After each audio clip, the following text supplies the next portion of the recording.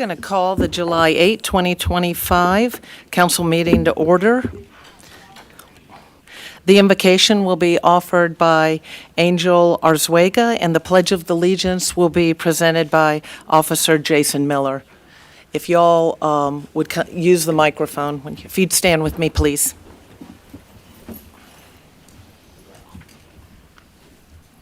All right, let us pray. Father, thank you for this opportunity that you have given us here to be before your presence. It's an honor and a privilege, Father, to be before you. Right now, we ask you, Father, that you be with the council members, with the mayor, about to make some decisions, Father, that, Father, we hope, Father, we pray that there are decisions, Father, that they honor you, Father, and they don't only benefit the community, but they also honor your name, Father, and your kingdom. In the name of Jesus, we pray, and your people say, amen. Amen. Amen.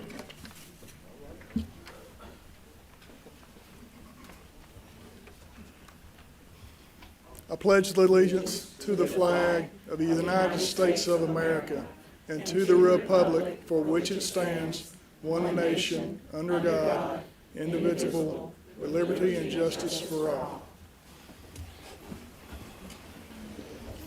I'm just going to stand here. I mean, I don't have to go anywhere, so. Yeah, we may just keep you there. We got a few things to do here. The invocation, Angel is our athletic manager. Thank you, Angel. And Officer Miller began his law enforcement career just a few years ago here, right? Career as MP in the United States Marine Corps, Semper Fi. Shortly after his honorary discharge, he began employment with VRPD in July of 2000. During the next 25 years, Officer Miller worked on day shift and night shift patrol, handled canines Cody, Boss, and Bosco. He worked with the DUI task force, traffic enforcement, and school resource officer at the elementary and high school levels. Throughout his years, he earned his various certifications in DUI detection. He is certified as an FTO to train other officers. He has certifications in SWAT and LE supervision in levels 1, 2, and 3. He has achieved required and advanced certification in a variety of LEO trainings. He serves the community in which he grew up and has continued to live and work in the city he loves. He resides in Mirror Lake with his wife, has 3 children in his blended family, and 1 grandson. He is dedicated to the Lord and Savior Jesus, his family, and the citizens of Villa Rica. Thank you, Officer Miller. Thank you.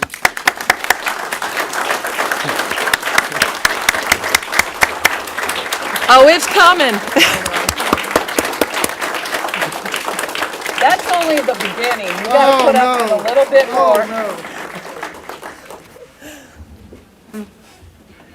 Don't, no. She said all the good stuff. Yeah, that's right. So when I came here, right at 20 years ago, Jason was with Oh, let's get a mic on you. Here you go. Jason was here when I got here, and the thing about Jason, you just got to understand, he's who he is. No matter when you see him, no matter where he is, he's the same person. He's as genuine as a person. He's a great person to others. He cares about people. He's trained a lot of our officers and has really brought them up the right way to where they know how to do the job and do it right.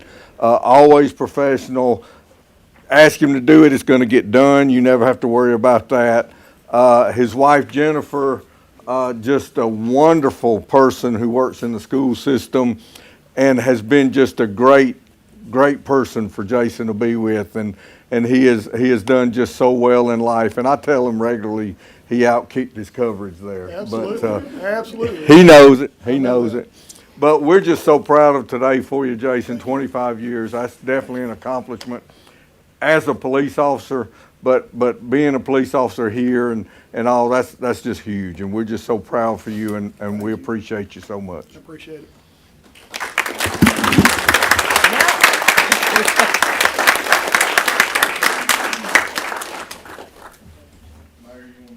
Oh.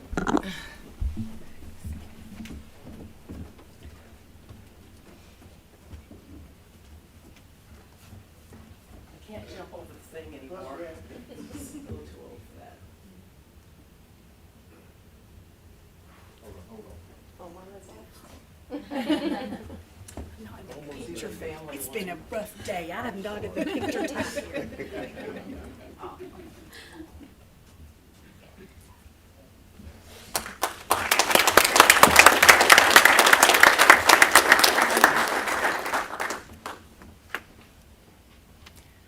I'm prepared to speak, but I'm not going to do it because I'll get too emotional. When the ones that are not here, I appreciate this. The 25 years wouldn't have been. You have to do that. You 25 just years have to. wouldn't have been. I couldn't have done it without these folks right here and the other ones. I couldn't have done it. So it's because of you that I stuck around. I appreciate y'all, every one of you. I continue to dedicate myself to the city of Villa Rica. I'm not going to do it for another 25. But, oh no. Oh no. I appreciate you. Thank you very much, Chief.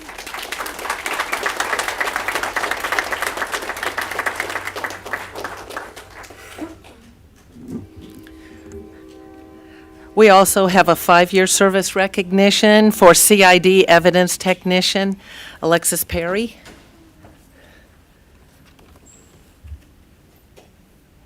You don't have her bio? You get to do it, yeah, they didn't. So Alexis has been with us for 5 years. She came in reception, first started at reception. She moved up and became our ID tech a little over 3 years or so ago.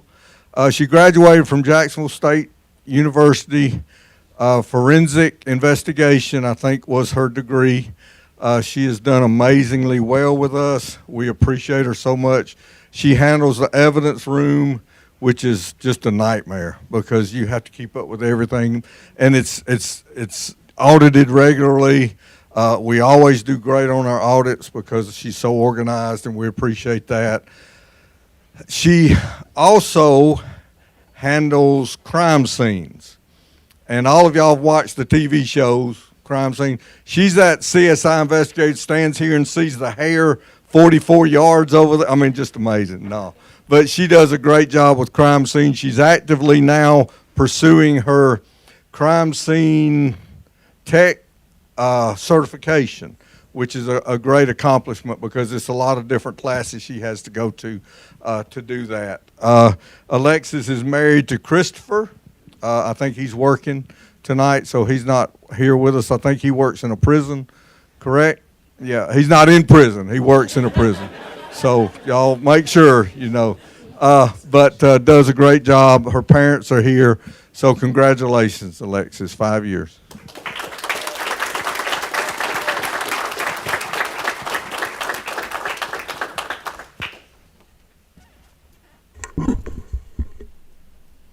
Sorry.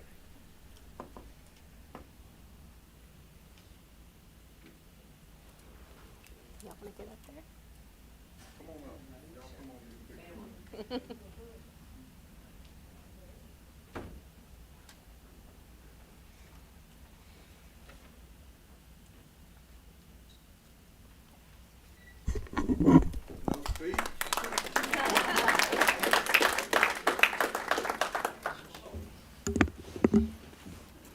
All right, thank you. We're going to move on to the adoption of the agenda. I'll entertain a motion. So moved.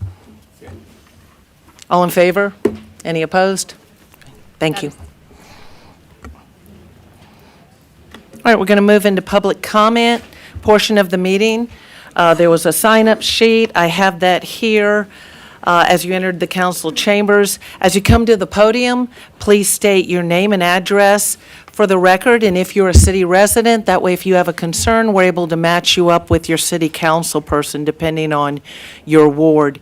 Each individual will be given 3 minutes to speak. Those addressing the mayor and council may feel free to speak openly on the matter you wish to bring to our attention, but we do ask that you do so in a respectful manner, refraining from any uncivil discourse. As an elected body, we don't engage at that time typically in any back and forth. This is your time to give your comment. However, if you have questions or concerns that necessitate a response at the staff level, we'll try to get you matched up. Make sure if you always fill this out and make sure your phone number's on there, we can match you up with a staff member or whoever it is that needs to address your concern.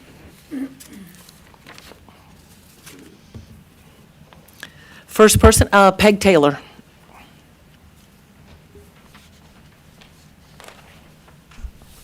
Peg Taylor, 2120 Osprey Cove, Villa Rica.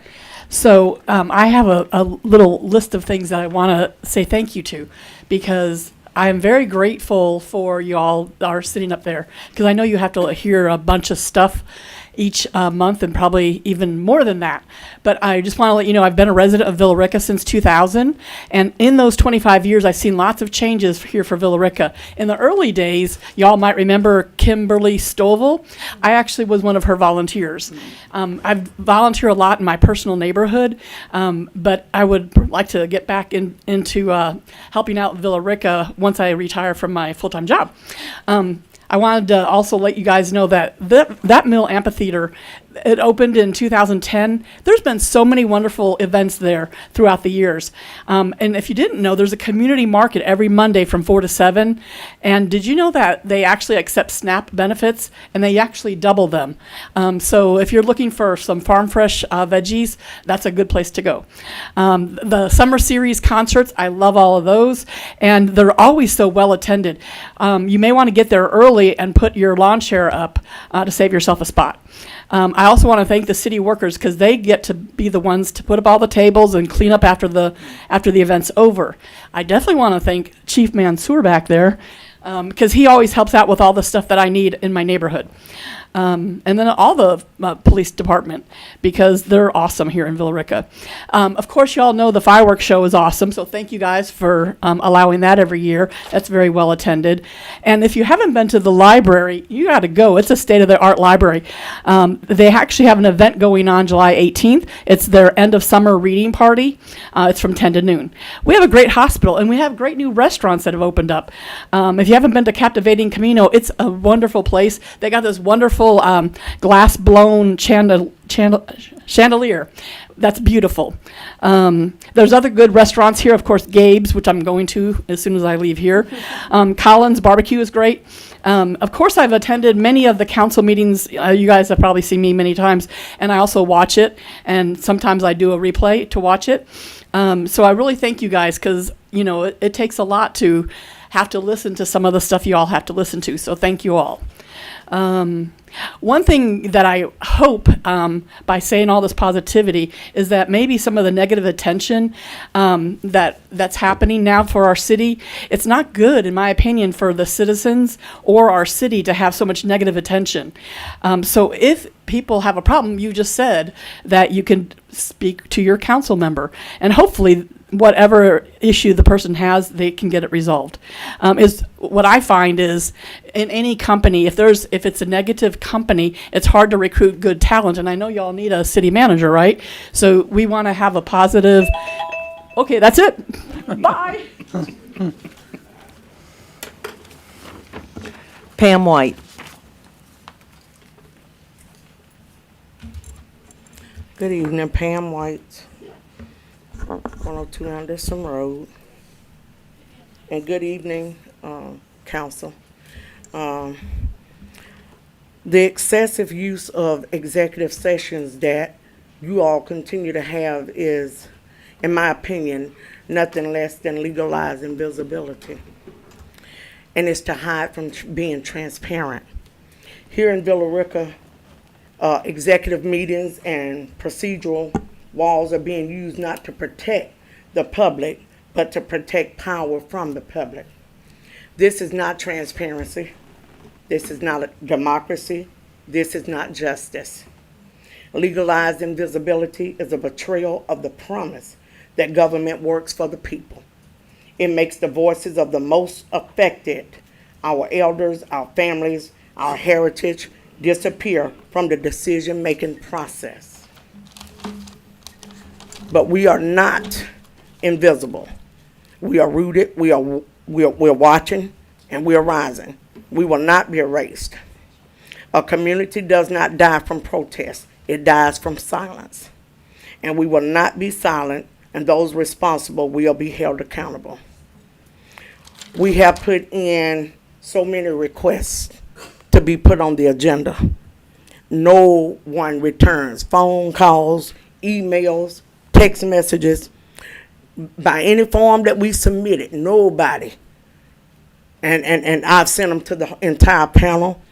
I've sent them to our city clerk. I've sent them to our city manager. I have the attorney.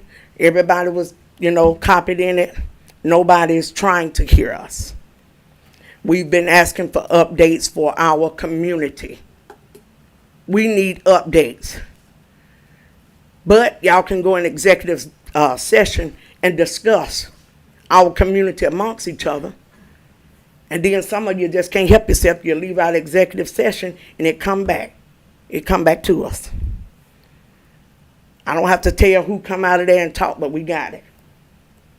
But the same way it can leave executive sessions and be told to your buddies, you all can be decent enough to set up something and let us know what's going on. We deserve it. We are taxpayers. We don't just live here. We don't just exist here. I'll be finished, Danny. So we need answers. We need answers. Stop consolidating power to control. We want some answers. Josh Evans?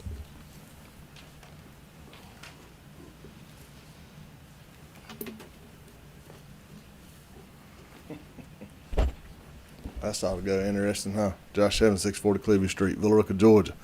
I'm a citizen of Villa Rica, the city. I ain't been here 25 years. I ain't moved here in 2000. I was born here. Yeah. Check the hospital records. 79, December the 10th, I was born right here in Villa Rica. It is sick to watch y'all sit up there and let keep happening to this city what's happening. Everybody up there on that council has been told violation after violation after violation. Federal regulations, state regulations, local regulations. Nothing ever changes, right? Who cares? We're the city of Villa Rica. We just do what we want. Oop. That'll change. You're now building a dumpster pad over there at City Hall. I want to get you a dumpster pad drain there with an interceptor to shift it over to the sewer. That's a requirement. That's a requirement. I'm only going to say it one more time. For the back. It's also kind of unnerving. You pull up to Home Depot, you see a city truck buying pallets of water. Y'all don't want to drink this water around here, and we don't want to drink it either. It's nasty. It's disgusting. The amount of chlorine that you smell coming out of your faucets at night, it burns you when you take a shower in it. It's gross. We don't like it, but we're forced to have to deal with it, right? We'll let these folks spray around these creeks and these streams and these storm drains. I can take you right now and show you 500 violations right now that violate the Clean Water Act. Right now. That's easy.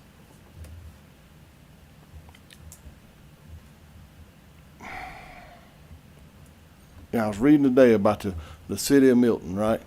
On the whole little plan in the right of way. That's no different than these sidewalks sticking up around here with tree roots on them, sticking up 2 inches that somebody could trip and fall over. You got meter boxes in sidewalks, missing lids that somebody could fall in and break their leg. I mean, there's so much going on, y'all just don't even pay attention to. And when we come up here and we speak, it just goes in one ear and out the other. That's it. And we're tired of it. I got tractor trailers coming up my street now from when we opened that road on Metal Arc. What's being done? Nothing. We've asked for signage. All this stuff. We asked for it to be patrolled and that to stop. Nothing happens. Absolutely nothing. This ain't the town I was born in, I promise you. Alita Farmer.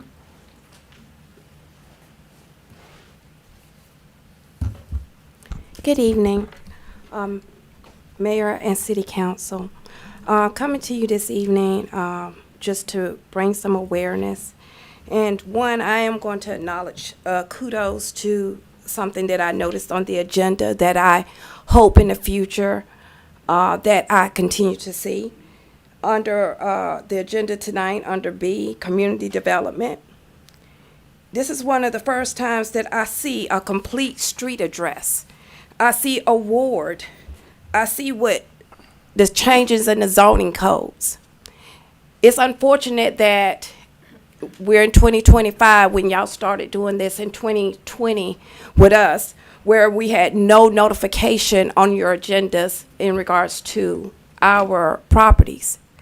But I'm glad that someone has educated the individuals to now put what you have a public hearing for. We didn't attend a public hearings because we wasn't made aware. We wasn't made aware in the newspapers because it wasn't listed where we live. It wasn't listed by the area that it was representing and would be impacted and land disturbance. So again, I do appreciate that in 2025 y'all decided to do what's right, but I'm going to continue to encourage you as council members that when you make votes, if it's not clear on your agenda and if it's not clear in your signage, you should not be voting and posting that there was no one that attended or approved or had comments about what was going on in their community. Thank you. John Hannebeck.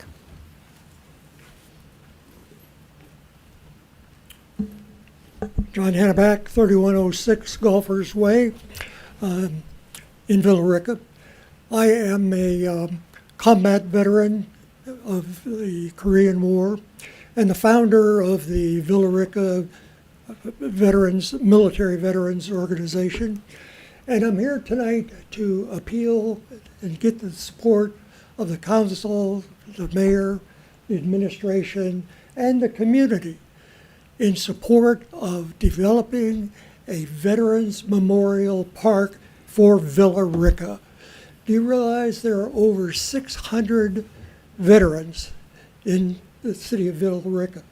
And they need the recognition and the support of the city to show some respect and attention to what they have done.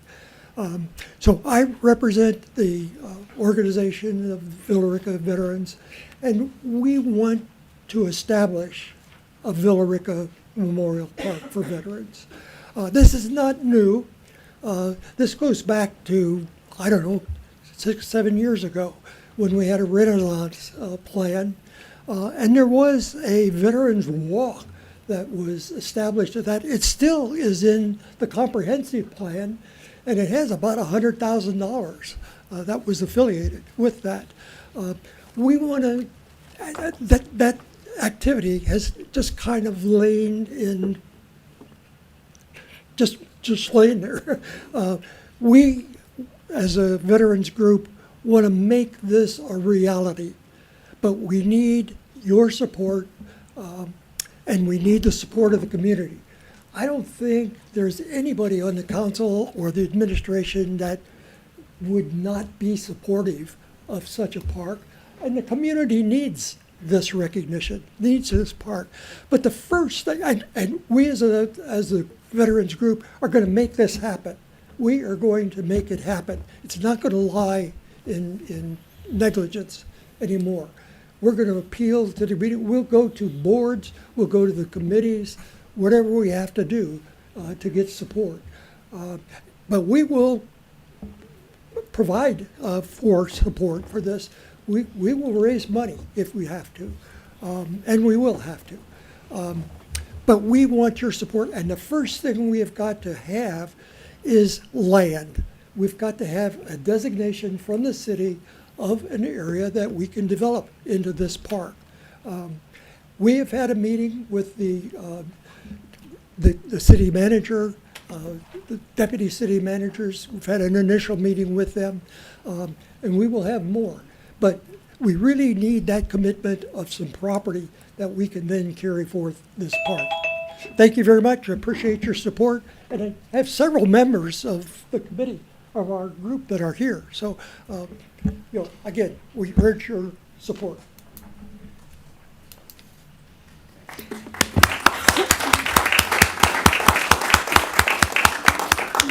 Andrew Newton.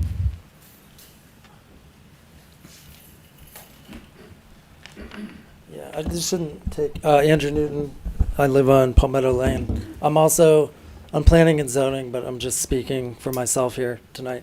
It's annoying that I have to do this again. I got a little thrown off last time. I'm committed to being a little more concise. I hope you guys understand, I don't care about smoke shops, like, at all. The smoke shops don't make a difference to me at all. What I'm concerned about is when, so first of all, if I can just get this out of the way. One of the things I mentioned to the city attorney was a court case that sort of demonstrated the difference between what's possible with and without a subpoena, with and without an audit. When we talk about Fourth Amendment search cases, like issues of what is you're able to do with and without a subpoena during city code enforcement, what I provided was absolutely relevant, and it's concerning that a city attorney could not see the relevance. That concerns me. Yes, it was a case that dealt with a fire and the fire officials and what they could and could not do visually versus non-visually, what they needed administrative warrants for. So that's troubling. But more broadly, I'm just concerned by the lack of engagement on behalf of council, the lack of education. We had in the work session a couple of council members describing scenarios where they convenience stores or smoke shops would put candy out front and then hide smoke products. That's just a convenience store. That's what convenience stores are now. They have to be back there, the nicotine regulations. So the fact that that's kind of guiding the direction, and then we're just stating that the norm is 20 or what was it, 50% sales, that's a norm, and it's on public record through several meetings. The basis for doing that, the city attorney told you, is he thinks that's what the staff member found, and I'm sure the staff member, who was a great staff member, by the way, I'm sure he did find that, but it isn't the consensus. It's not like a typical thing because you do need an audit. I did an open records request. The city's never once enforced that. Never.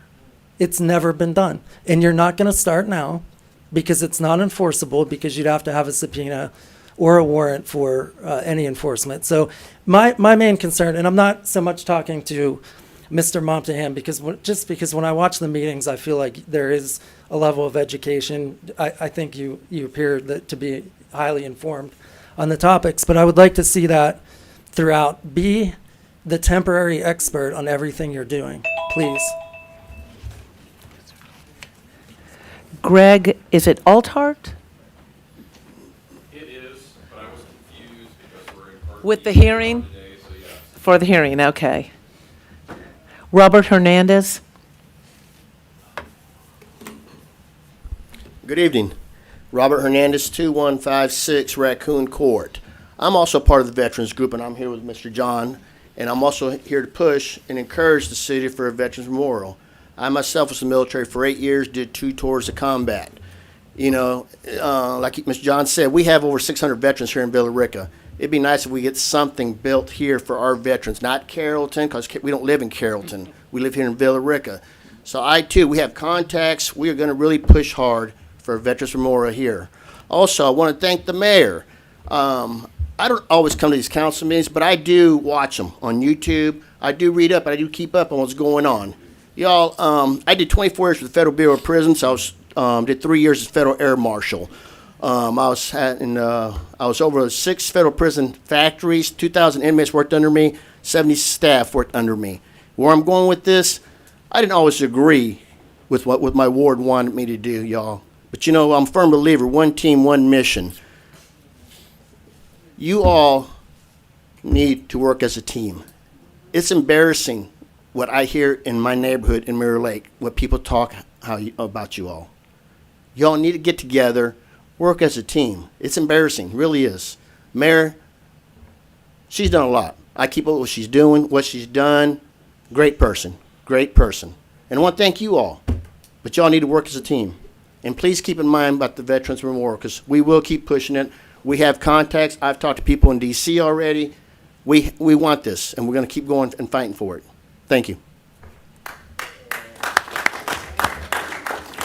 That's all the names that I have on the comment sheet.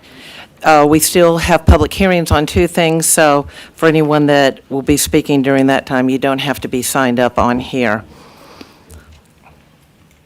Council updates. From the right, from the left, any council updates? I just want to say thank you again to staff for the, I think it's the 19th fireworks extravaganza. Unfortunately, I couldn't make it out. We had some sickness in my family, but I heard it was a great show. So thank you again, staff. Thank you for all the citizens that came out. It was fabulous. And a lot of staff working long hours out there. Real quick, just on the veterans thing, on council and mayor update. I do realize back with the Renaissance plan, that was included like a veterans walk, and I realize that was conceptual. That wasn't meant that we were going to do exactly like that, but it meant that it needed to be somewhere. It needed to be involved. We are currently working on streetscapes. It was reminded during that meeting not to forget that we want to include Veterans Memorial in whatever, scenario it works out, whether it's a little area or a veteran walk. I certainly don't want that forgotten, and I can't imagine anybody else doesn't want it included as we do that. So appreciate you being here on that. Ms. May. Yes. Yes. As Mr. Montana said, I would like to thank those that participated in my phones. It's on in the Thomas Dorsey in our concert this past 2-3 weeks. It was well done. There was a lot of rain, but we still had a good crowd. And also that on the 26th, the National Convention of Gospel Choirs and Choruses, which is a part of Dr. Thomas A. Dorsey, who was born in Villa Rica, and he's considered the father of gospel music. On the 26th, there's a group from the National Convention that is going to come to Villa Rica to see some of the things that Dr. Dorsey did and some of the things that we have to commemorate him. And this will be, they're going to do the amphitheater where the stage is Thomas Dorsey's stage and the mural. So we would like for anybody that would like to come by about 2 o'clock, they will be at the Mount Prospect Baptist Church where Dr. Dorsey was a part of. And we're going to commemorate him and have a little concert, a little meeting. So anybody's welcome. It'll probably be about 2:30. They're leaving Atlanta at 1 o'clock. The National Convention will convene in Atlanta, but they will be coming here to see what Villa Rica is about for Dr. Dorsey. So please, if you'd like to come out to 133 Thomas Dorsey Drive in Villa Rica at about 2 o'clock, there will be a group coming out. So you're welcome to come and be a part of us. Thank you. All right, consent agenda.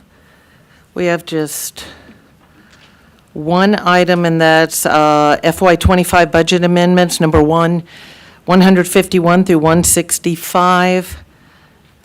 I'll entertain a motion to adopt the consent agenda. I'll move to adopt the consent agenda. Second. All in favor? Any opposed? That is unanimous. All right, governing body, number 1, approval of amendment to the May 13, 2025 meeting minutes. Mayor, I think Yes. I'm sorry, I may I thought it was these minutes, but one of the minutes, it appeared that, I think it looks like Councilwoman Marchman's appointment to the Planning and Zoning Board, Vivian Lyons, I think her name is misspelled. Her first name is misspelled, so I wanted, but I'm not sure if it's not how I'm familiar seeing her name from other community interactions. Thought it was, I'm sorry, I had it here and now I can't find it. I apologize.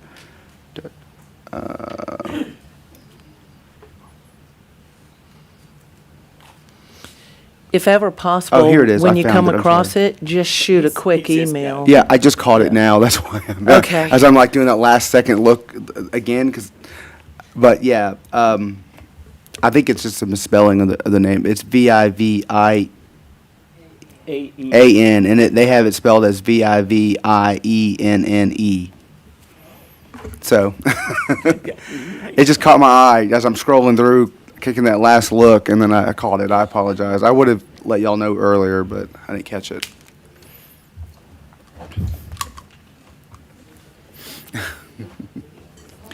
So we have the approval of an amendment to May, is that on May 13? That is on, no, actually, that's the June meeting. I apologize. Okay. I got ahead of myself. Okay, so hang on to that, that's all right. Apparently, there was an amendment to the May 13, I guess, last meeting? Is that right? Because it's not to adopt the minutes, it's the amendment to it. So I'll entertain a motion to adopt the amendment, that I can't tell you exactly what that is. Do you know what amendment that was? There was the addition of 2 words on conditions for the item. Yeah, there was we got a call from the applicant on the rezoning matter that thought there was an error with the way the minutes read versus what the actual motion was and what was approved, and went back and rewatched the video, and so that's what the change is. It is to make sure that the minutes match what was actually moved for and approved by council. Got it, okay. Entertain a motion? So moved. Second. All in favor? Any opposed? Thank you. Approval of the June work session and council meeting minutes. And I guess I'll ask to amend those minutes to correct Ms. Lyons' name. They have been corrected, I just haven't uploaded it there. Excellent, clerk. Thank you. Okay, so it's done, so we can approve as is because it has been corrected already? Yes, it's Okay, I'll- Vivian. All right, I'll entertain a motion. I'll make that motion, Mayor. Second. All in favor? Any opposed? Thank you. Resolution supporting America's brief in Chang versus Melton appeal. Mr. Drummond? Yes, we've been asked, along with probably every other city in the state of Georgia, to join in an amicus brief in support of the city of Milton, and I think the council package explained it, but in a nutshell, the city of Milton was sued when it was a tragic accident. A driver had left the roadway and went into the median, into a non-travel part of the right-of-way, and struck a planter that had been there for, I think, 19, 20 years, for a substantial amount of time. There's no evidence that this planter had ever been involved in any other type of accident in the past, but the city was found liable for the accident, and a judgment in the amount of $35 million was levied against the city, which is a judgment amount that could bankrupt some cities. So what we're being asked to do is just join in name of, in support of the city of Milton's appeal. They've appealed to the Court of Appeals, and that decision is being appealed to the Supreme Court. There's 3 issues, at least 3 issues being appealed, but the main issue is, and what would have an impact potentially on Villa Rica in every city, but in the past, there had to be some defect in something that would put the city on notice that they needed to fix something. And there was not that in this case. This was not something in the roadway. It was not where cars would or should travel normally. So the potential impact would be the city could be held liable for utility poles that are off the roadway, for tombstones and historical graves that are right off the roadway, for road markers, for you name it. I mean, benches, anything that could be within a city right of way, but potentially nowhere close to a roadway, if something tragic like this happens. So that's what we're being asked to do. I think GMA's submitted an amicus brief. There's been a number of I think several of the power companies and their organizations have submitted amicus briefs. So we're also being asked to join in that.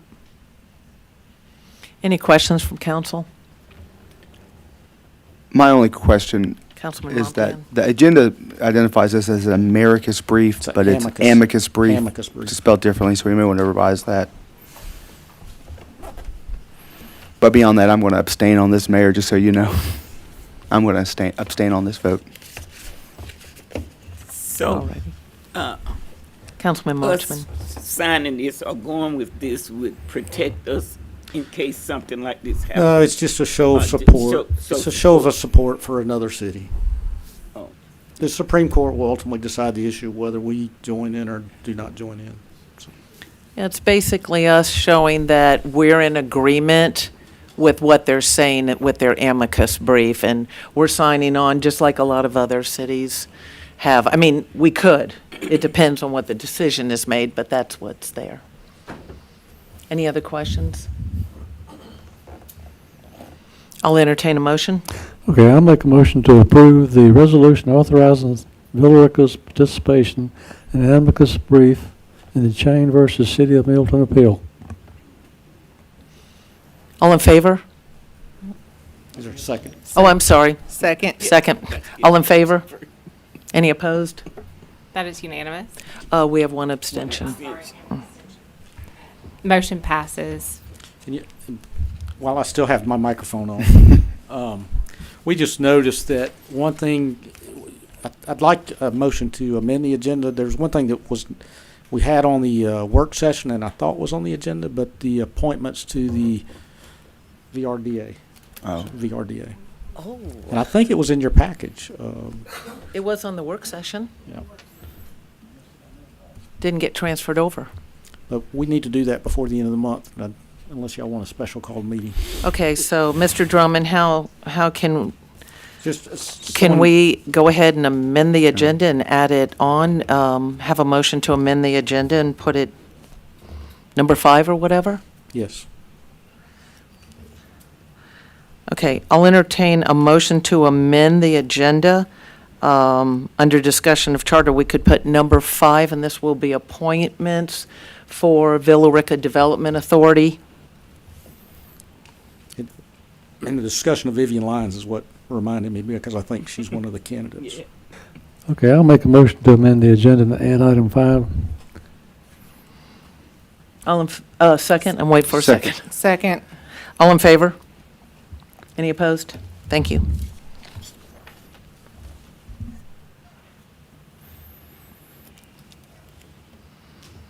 All right, item 4, this is for discussion only, charter revisions. Is there someone who's presenting this? I don't have a name. Well, thank you, Mayor. I'm the one that asked for this, and I reached out to 2 other council persons, and they thought it was a good idea to put this on the agenda. So from what I can tell, the charter was revised in 2014, and then was again revised in 2018. So correct me if I'm wrong on that, Kevin. I think 2014 was the last charter revision before the current charter. But it's been almost 2025, so we're approaching 8 years. I think there was a 2018 amendment.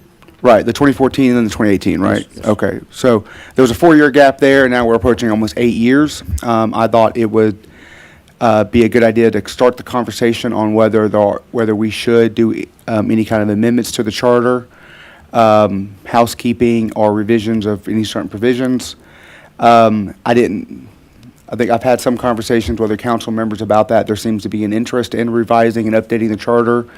I've never done that before. I was on council in 2019, so that was last done in 2018. Thought I'd just start that discussion here at this meeting. And then I understand it's probably be a months-long process before that's completed.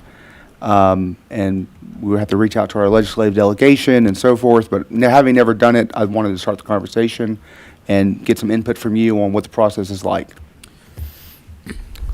Two processes that can be used to amend the charter.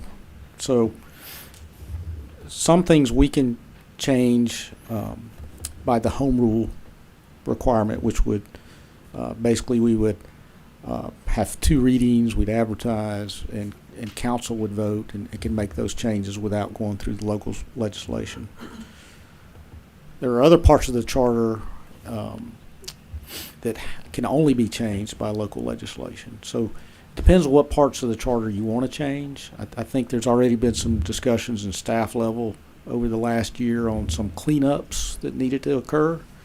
I don't know that they were substantive changes as much as cleanups, but there may be there's some inconsistencies in the charter. But Well, for example, Kevin, I remember it was about a year and a half ago, maybe, there was a question about whether or not we could or should install a water or sewer line along the bypass, and there was a question about whether or not we had that authority in our charter to do something in advance or something like that, and then we were talking about, well, we don't have to do local legislation. So, I mean, just general broad things like that. I guess more or less what I'm asking for is if you take a look at it and work with staff and say, well, here are some provisions that we think we need to modernize it or update it, and then give us that recommendation. I don't really have a specific one in mind per se. I know there's been a lot of discussions about the charter in the last couple of years, but again, I'm not talking about any specific provision. I'm really just referring to here's, update the charter because this statute is no longer relevant, or this is an additional power, or this is inconsistent, or whatever it might be.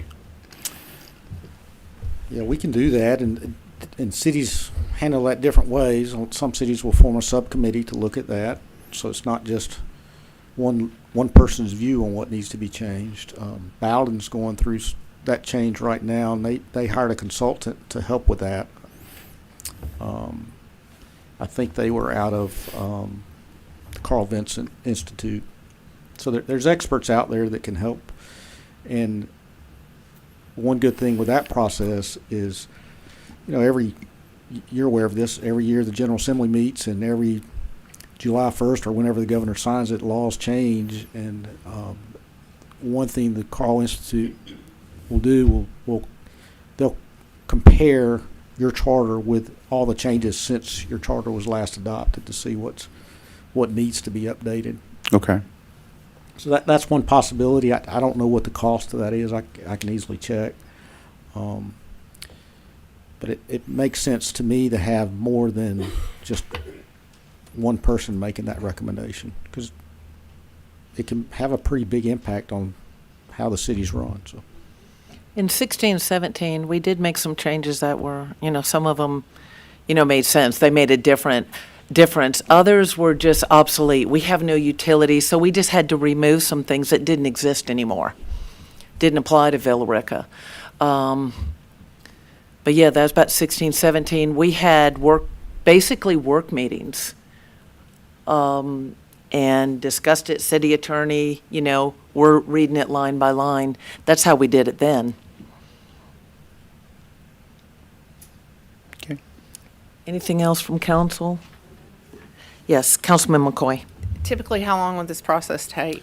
Well, it just depends on what route we go. I mean, we could, if y'all wanted to have meetings every day next week, we could probably do something pretty quick.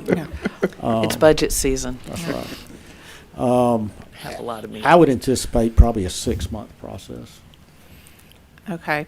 And stuff that has to go through your General Assembly, you would like to have those recommendations, I'm thinking September, October time table so you can meet with your local delegation and start having those meetings.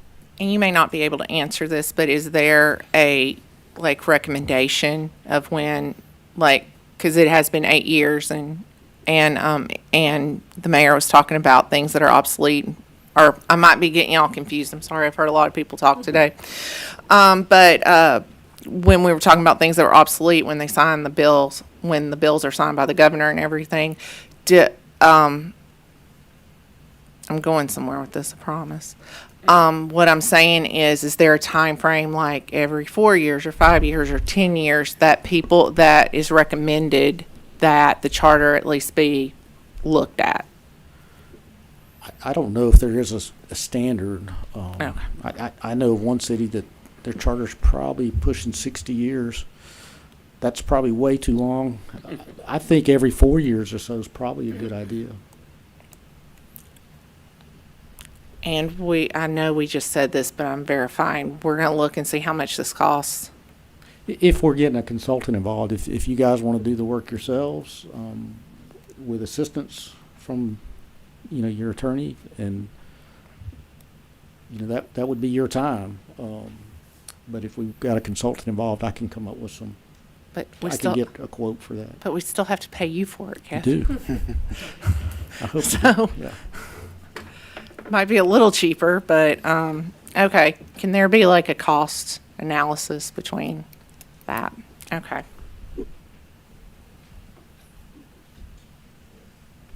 Going once, going twice. Anyone else? Well, I was just going to kind of just formalize kind of what Anna said. I mean, could you come back at the August meeting and give us some recommendations on if we do this consultant, for example, it'll cost that. It'd probably be they can get it done, and some give us some kind of breakdown on pluses and pros and cons and minuses of different routes and how much they cost and all that. I can. And I do know if you get the Carl Vinson Institute involved, they want feedback from you guys. Mhm. They'll send you documents and they want feedback, and sometimes they don't get that. And so, if you're willing to look at what they send you and get it back, I think it's a good process. May be able to even pick up some tips through Georgia Municipal Association. I mean, when we changed ours, one of the things I picked up on that involved a change in the charter was something I picked up from a class when I was at the convention that came as a recommendation. They don't have a class per se on city charters, at least not that I've seen, but had to be in something where they were discussing that. There might be some resources out there, even talking to other cities, see what they're doing, that might give us some ideas, and a lot of those resources are free, just asking questions. Okay, I was involved in the 2014 charter change, and it was very time-consuming. We had a lot of call meetings. We'd go back and look at that and see what the process was that we followed. Yeah, I've looked at some of those minutes, and some of those meetings looked like they were pretty heated, so. They were. They were. I didn't remember that. I guess, Kevin, do you need formal direction or kind of the suggestion to come back with recommendations in August is sufficient for you to move forward? Yeah, I think I'll contact the Carl Vinson if that's the guidance I get from you guys, and come up with see if they'll give us a formal proposal. Okay. Anything else? I was just going to Yes, make a Councilman comment. McCoy. Sometimes when things are free or we think they're free, you get what you pay for. So, I'm all about I'm all about saving some money and not spending frivolously. But so if it's something that's this important, that's going to depend on what our ordinances and how we operate and everything, then I'm just throwing that out there as my opinion. It's neither one way or another, but that was just what I wanted to say to that. Yeah, and I think it makes sense to talk to someone that does this on a regular basis. Any lawyer would have the tools to research, or most lawyers would have the tools to research and do things, but you can save some money by going to someone that spends a lot of time in that area instead of paying a lawyer that has to educate himself on every issue. So.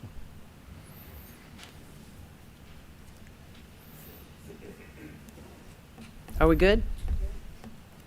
All right, we're going to move on to B, community.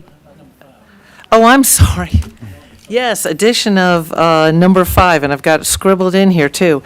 Appointments to Villa Rica Development Authority. Of course, I have no cover sheet. Now, it was from the work session.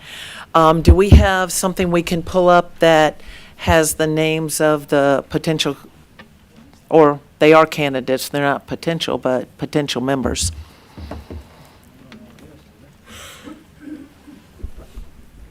I can speak to them if you want me to. Go ahead.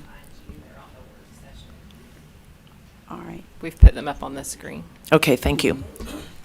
Yes, Ms. Hallman? Okay, you want to scroll down? I don't know if. I don't think so. Oh, okay. No names there, yeah. There are no names there. Oh, there were never names, okay. Okay, you ready? Okay, the discussions regarding the reappointments would be Matthew Montaham, Dale Schwarzkopf, Rusty Dean, Thomas Scott Wilson. Had new applicants, Julie Seepin and Vivian Lyons, as well as, I believe it was July 3rd, that we also received an application and interest by Shelby Rogers.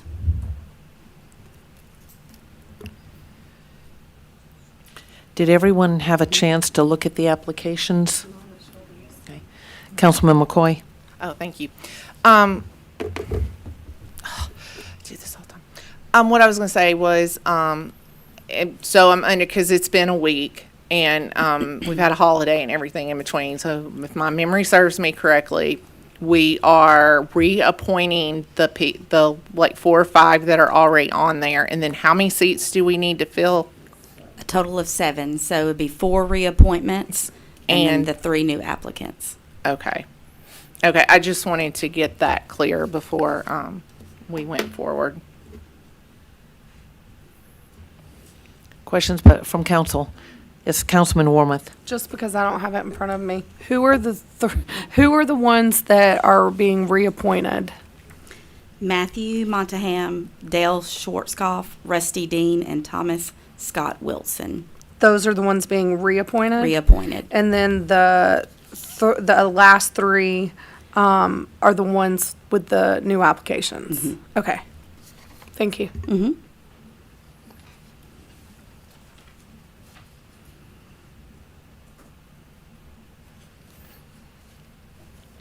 If there's no more, I don't know if there's any questions, if everybody had a chance to look at the applications for the new appointments. Mr. Drummond, would it be easier to break this up and do it where we do the reappointments of the people that were already serving on the board, and then almost do like a nomination for the other 3 applications?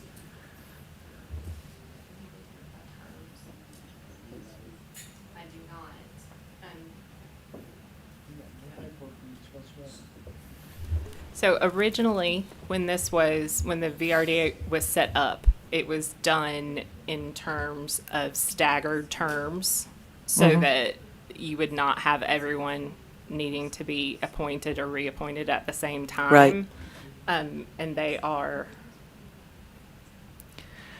So I'm not sure on how to break up the terms since they are all. That might be a little different because the ones that are being reappointed are actually holdover from January, right? They're all But also, holdovers. All of them. So that, do y'all all come up at once? What also doesn't, I think this is one of those boards where our ordinance or charter doesn't apply because there's state law on the development authorities on how their terms apply. Because that was recent, I think came out of the 24 legislative session. That's correct. Right, And I don't have that memorized either, but I'm just saying. So did the terms are determined by state law? Correct. Yes. Yes. And if we could continue this, but if council does not make the appointments before July 31st, the governing body loses the power to make the appointments. Right, the authority itself would appoint. So, then we don't have to worry about staggers if their term is designated by the state. Right. And plus, we'd be reappointing the four and then appointing the three other persons to the unoccupied seats that are still there. Well, I'm thinking we probably shouldn't do it as an entire slate, maybe do the reappointments. And then we can take the others one by one. You can. Why don't we just do them all one by one? I think you can do it either way. We can, it's not designated one way or another. I just didn't know automatically if everybody was going to be an automatic approval on all of it. Yeah. You can do them individually, and that makes the record clean. So. I was going to say, we have wasted time on less than this before. I think we can take the extra time to do them one by one. Do they have staggered? I wasn't quite clear, Teresa. Do they have staggered appointments or not? They have a 4-year term, and it would start on the date of appointment. Okay, I have an email. Okay, I have an email here from April 21st from Stacy Blackman, and she breaks down the terms for everyone. She's the attorney She's the for VRDA. Right, correct. Yeah, thank you, Mayor. Sorry, didn't mention that. Dale Schwarzkopf's term at that time was February 1st, 2021 through January 31st, 2025. My term was the same. Bill Coleman at that time, he had the same term. Rusty Dean's term ended on January 31st, 2025. Thomas Scott Wilson's term ended January 1st, 2025. Todd Anduzzi, his seat ended on July 31st, 2025. And there was a vacant seat that looks like it was August 1st, 2024 through September 30th, 2028. So that may need to be revised, but I was hoping that would help maybe clear up the term. So it looks like at least I think if we go one by one, like we'll start with position number 1, Dale Schwarzkopf, reappoint him for a term of 4 years beginning February 1st, 2025. retroactive to February 1st, 2025? Yes. Okay. And we have about 3 or 4 people in that position, don't we, that are holdovers? The next four, our next, Momtahan, Dean, Schwarzkopf, yeah. And I can't remember Scott's last name. Is Scott the last name? Wilson. Wilson, that's it. Okay. So I guess we could make a motion to reappoint those. We can make them retroactive to February 1st, 2025 for a 4-year term. Yes. Okay. That'd be easy enough. And then we can deal with the 3 new persons individually. Yes. Okay. So I'll make that motion for the 4 reappointments: Dale Schwarzkopf, myself, Matthew Momtahan, Thomas Wilson, and Rusty Dean, to be reappointed to the Villa Rica Development Authority retroactive to their term beginning February 1st, 2025 for a 4-year term. I'll second it. All in favor? Any opposed?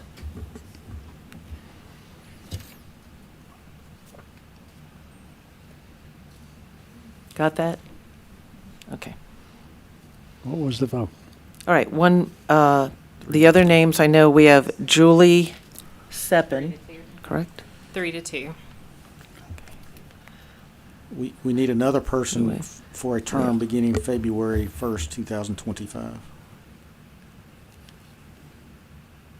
I'll make the motion to appoint Julie Seppin to a 4-year term on the Villa Rica Development Authority retroactive to February 1st, 2025. Second.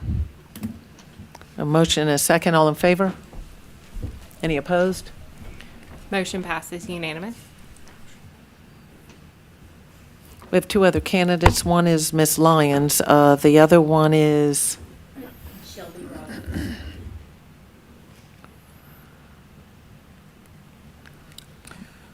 I'll entertain a motion from the council. I move that we accept those two. For one of them, it's a little difficult because there's some time left on one position till July 31st of this month. So it'd be to fill the unexpired term ending July 31st and to begin a new term August 1st, 2025. So do we need to separate them because there's one with a different term? Okay. So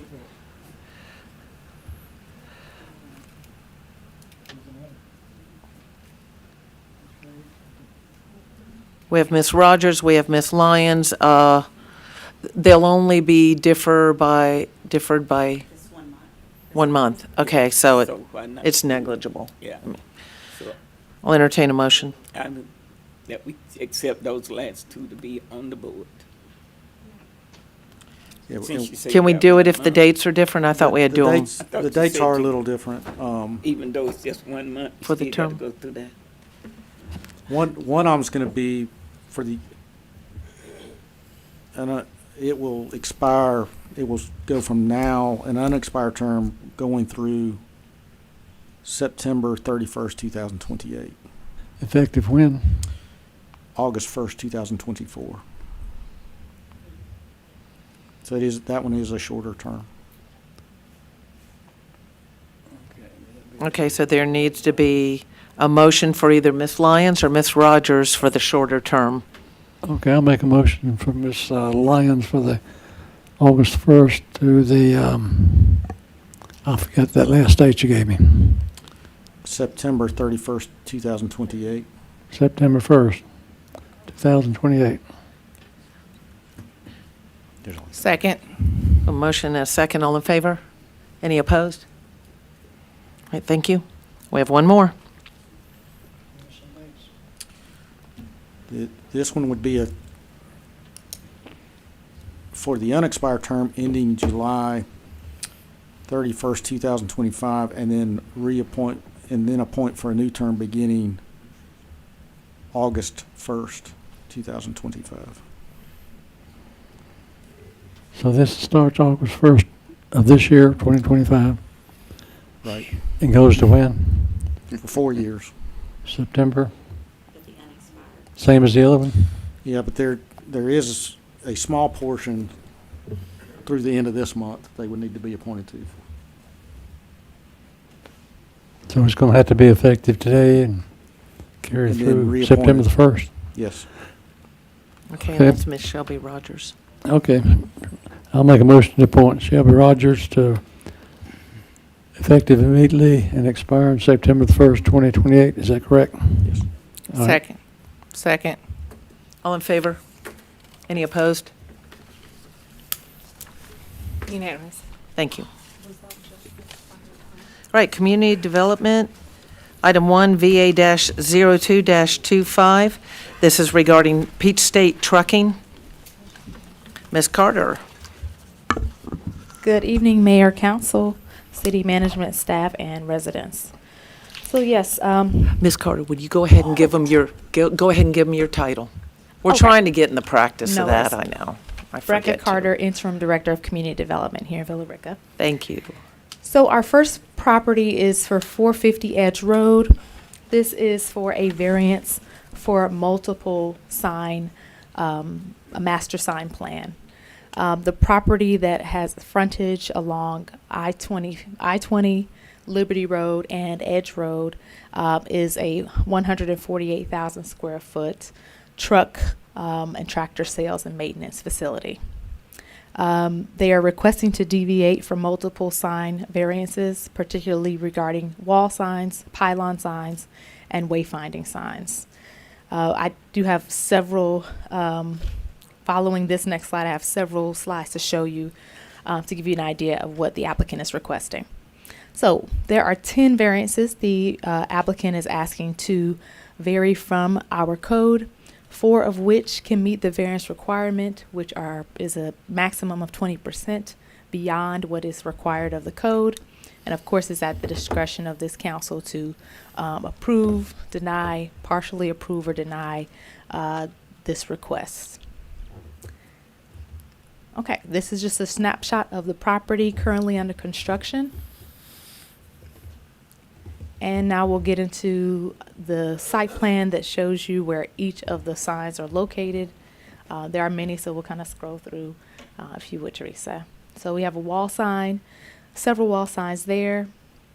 We require that any signage that comes in, that the dimensions of the sign themselves and the wall face be provided so that we can do the calculation to ensure they meet the code requirements. Next, you have some wayfinding signage for where the trailers can come into the location. Next, this is for partners of the brand. And then some additional directional sign once you get inside of the property. This is for the monument sign, ground sign that'll be posted on the property as well.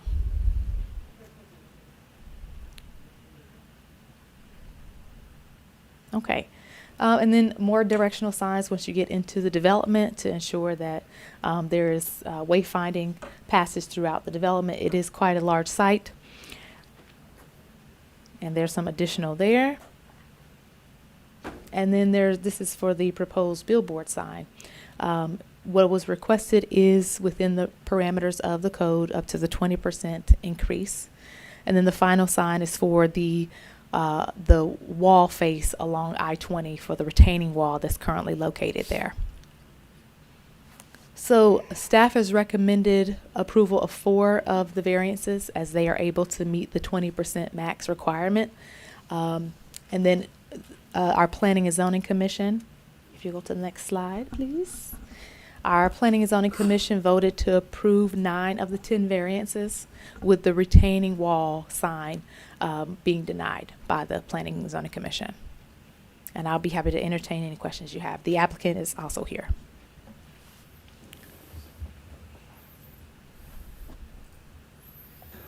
I guess my question is, planning and zoning wanted to approve 9 and y'all only wanted to approve 4. Why was that? Well, there was no discussion in the Planning and Zoning meeting regarding that particular sign. Just that the applicant came up and talked about the face of the sign. It's about 391 square feet. The code allows 300. So we'll do.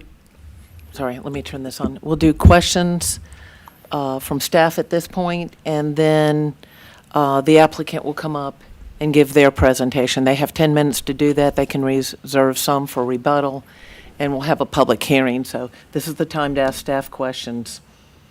So just let me know. All right. The applicant is here.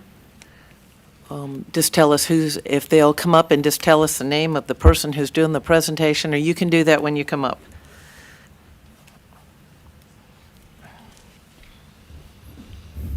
All right, good evening, everyone. Evening. Councilmen, councilwomen, Mayor, thank you for having us. My name's Greg Allhart. I am the Chief Operating Officer for Peach State Truck Centers. We are so excited to join your community, opening up here. It's crazy in just a few short months. This will be our flagship property. We opened in 1974, family business, started by an individual as a Ford dealership, 1974 in Norcross, Georgia. We're one of the largest commercial truck and trailer dealerships in the country. In the Southeast, we're actually one of the only in the Southeast that are family owned. And we are bringing our new state-of-the-art mini facilities and functions to Villa Rica. I will say, compared to any of our other locations, compared to any of the locations, my background is in public accounting, serving dealerships actually across the country. We are bringing a one-of-a-kind of experience to this particular location. So it isn't just for parts, it isn't just for servicing trucks, it isn't just for selling trucks. We're bringing a destination to Villa Rica, which is fun and exciting. Now, thank you guys for reviewing our sign proposals. Obviously, this is a large-scale building that we have out there. If you've been down I-20, I'm sure you've seen it. Might be the largest building in Villa Rica, I believe, 140,000 square feet. We're excited. I know that we'll be bringing out roughly 60 people, and with the opportunity to add another 70 plus jobs as we grow into this facility, to include diesel technicians making over 6 figures. So again, we're very excited. We engaged Phase 3 architectural firm and marketing firm to, again, we don't have an attorney on staff. We don't have we do have a marketing group on staff, but what we don't have is, here's the face of the building. How tall or how big does a sign actually need to be to ensure it doesn't appear to be a postage stamp on the side of a building? Same thing with all of our signage that we have in this package. As far as the wayfinding signs, same thing. If you're sitting, I don't know if any of you have ever been in a RV, or if any of you have ever sat in the cab of a tractor trailer. It sits much higher than a Mustang convertible or even an SUV. Sight line is at 10 feet. And so to ensure the safety of our folks on our property and to ensure proper and efficient flow throughout the property, we're asking for these additional wayfinding signs that, again, currently in the statutes, for the number of signs that we would be allowed, it just doesn't fit. I don't think that the statutes were written for a 140,000 square foot facility. So we're cordially asking that you guys consider each one of these, and absolutely happy to take any questions whatsoever that you guys have about any of the signage on where we're going to have it. I know that Brecca had mentioned our partners. So just like a Ford dealership, I think most of you guys are familiar. You guys take you guys buy new vehicles, used vehicles, you go get an oil change at a dealership. That's what we do, except for we do it for commercial vehicles. We represent the Freightliner brand, which is one of the best in the country. Western Star, Thomas Built School Buses, so I'm sure some of your kids are actually riding around in buses that was sold from Peach State Truck Centers here, as well as emergency vehicles, Cummins engines, and Detroit Diesel. Those are the franchises that we represent. And so on the side of the building, you would notice each one of those brands that we represent. So I would love to answer any additional questions. I have our CFO, Greg Finn, is here in the room. Our general manager that will be actually at the store, spending a lot of time with you here over the next number of years. Aaron Patterson is here with us as well as our builder on the facility, Steve Ellis. So happy to entertain any questions that you all might have. All right, questions from council for the applicant? Yeah, the one that planning and zoning denied, retaining wall sign, 391 square feet versus 300. What's your comment on that one? Yeah, thank you for asking. I mean, the retaining wall sign, without coming to you and asking for a variance, we could put up a 300 square foot sign. So roughly 30 feet long, 10 feet tall sign. That retaining wall, if you haven't noticed, is almost 1,000 feet long. And so, again, from the recommendations, since this is not my area of expertise, but the recommendations from the architectural firm, in order for the right scope and the right scale of the sign to sit on that wall, they have suggested the 43 feet long by 9 feet tall sign. It is metal letters, will be uplit, so it'll be beautiful at night, as well as the landscaping that we will have around it in the front. So that's why that we were asking for it. I believe, if I remember correctly, they denied it because they weren't allowed to approve anything that was over a 20% variance. Yeah, I totally agree with that. And the problem is we've never encountered this large an operation before. Yes, sir. It's going to be the biggest, and that's why a lot of our variances don't quite jive with what you're putting out there. I live on Edge Road. I go by it all the time. You're doing an excellent job. It looks very fantastic, really. It's looking like a first-class operation. So I commend you on that. Thank you. Thank you, Mr. Carter. I appreciate it. And we're also happy. I know that here shortly we'll be putting in a stoplight for the city and the county there at Edge Road and at Liberty Road as well. And I know that our organization also just redid Edge Road. So I will apologize for anybody that had that inconvenience for the matter of a month, but it's done. Yeah. I was told y'all were going to do the stoplight. That's a good thing. Yes, sir. We need one at that intersection to get all the trucks back out because it's going to back up Edge Road. Yes, sir. I appreciate it. You're very welcome. Yes, Councilman Montahan? So, Greg, I understand from what you're saying about the wayfinding signs, directional signs, and just considering the size and scope of the project. However, I guess what I'm curious about is what's the purpose of the 13 additional feet on the billboard, though? That seems more of a advertising kind of thing and not necessarily a wayfinding directional. So we're talking on the concern. pole sign, sir? Yeah, it's the pole, I guess the pole sign on I-20, along I-20. So if we're looking at the pole sign on I-20, for it to be visible in a 360-degree view is why we had to go above 60 feet.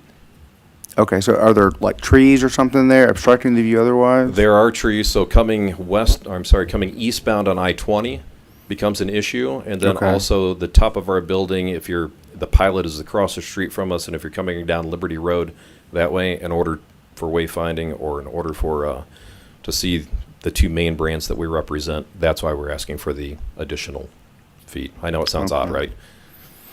Okay, I mean, I'm looking at the diagram that I presume was provided by you all, and it actually shows I guess it's probably not to scale, maybe it is, but it actually still shows a tree higher than the 78 feet. So I don't know if there it is right there. Yes, correct. That tree is not necessarily scaled to anything that's on the property. This was just Okay. done by the marketing group in order for us to, if a guy was standing there in a size of a tree, what does this thing necessarily look like? Sure. So it wasn't taken out there. We actually did go out and fly a drone. Okay. Just to see, coming down I-20 westbound, going down I-20 eastbound, where could you actually see the sign, and just kind of way that the property flows around a corner there. We would almost have to go 160 feet in the air in order for that to be seen on the other side of that going eastbound. Yes, Okay. coming eastbound. So we said, you know what, not only that's going to be so high in the air, it makes absolutely no sense in the world. Many dealerships have pole signs like this. So we knew 60 feet was the variance. We said, you know what, we can go up to 20% more than that. Let's fly it out there. Let's see what that looks like. And so that's ultimately why. And then we went across the street to the pilot up there on what will be our main entrance on Edge Road there, and we weren't able to see it. We weren't able to see the bottom of it 60 feet. Okay. Thank you. You're welcome. Any other questions for the applicant? Thank you, sir. All right. Thank you all. Appreciate it. That doesn't mean you may not have to come back up here, but for now. That's okay. We'll go ahead and open this up for the public hearing. Is there anyone that would like to speak in favor of approving these variances? Or certain variances? I think y'all ought to go ahead and approve it. And the reason I say approve it is I've got these folks up here asking for an ordinance to meet an ordinance, right? Y'all can't sit up here and ask them to meet an ordinance, and y'all can't meet ordinances yourselves. Your city can't meet an ordinance, but y'all gonna ask them to come meet one? Approve it. That sign on that retaining wall is much better than just a solid gray wall. Approve it. It's easy. Y'all approve everything else. Approve this.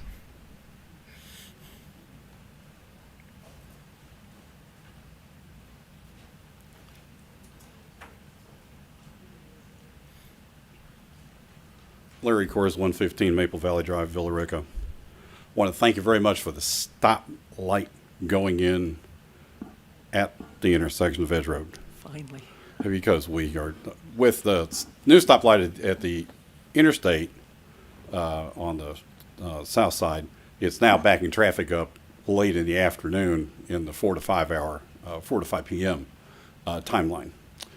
I would like to ask that a more permanent and more obvious sign be added, not for the trucks, not for the manufacturer, not for the seller, but for the rest of the motoring public that's got 18 wheels and kind of very poor sight. We need to have a better sign for no access to Pilot truck stop off Edge Road.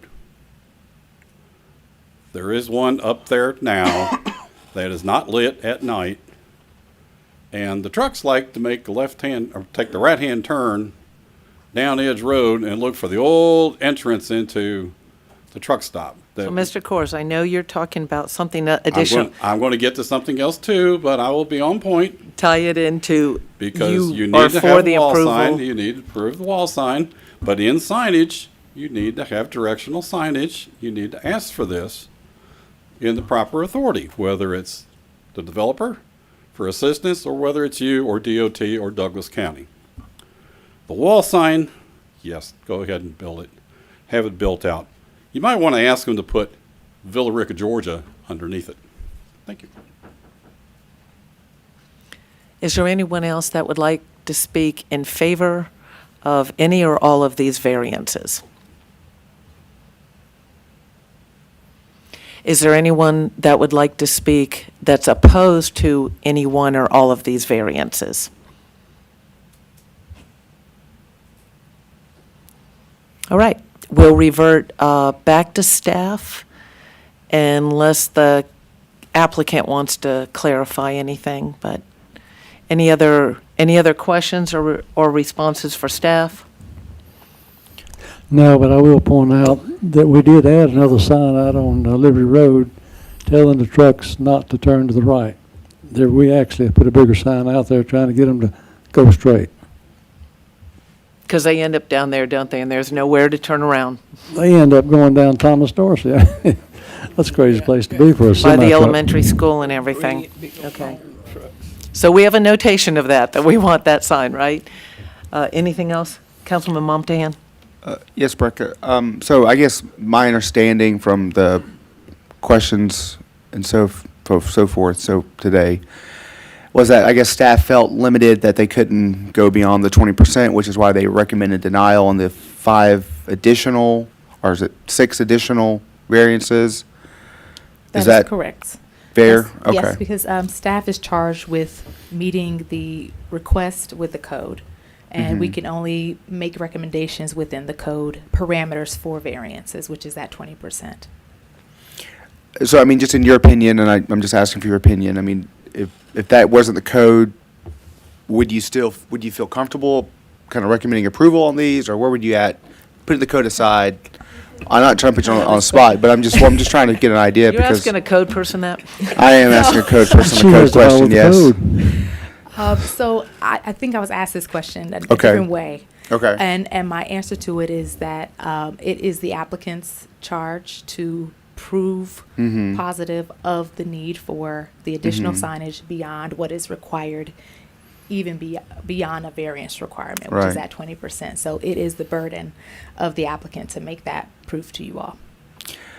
Thank you. I mean, just in my opinion, I feel considering the type of development and their customer, I feel like the larger signs are probably more appropriate, considering the point that he made about the site distance and whatnot. But I mean, that's kind of that was kind of the purpose of my question, and it just seemed from a planning perspective, you know, I do have a end user that will probably need a scale larger than what your Walmart Target shopper would need in going to any other commercial facility. So. And that's kind of what I was trying to get at, is that if you thought that considering the end user and the customers, would these sign sizes almost be appropriate? Well, you know, putting the code aside, kind of thing. I never put the code aside. Sure. So, but to answer your question, the code does, for multiple tenant or multi-tenant businesses under this particular zoning district, they have twice that much variance. Okay. Or twice that much aggregate sign area that is allowed.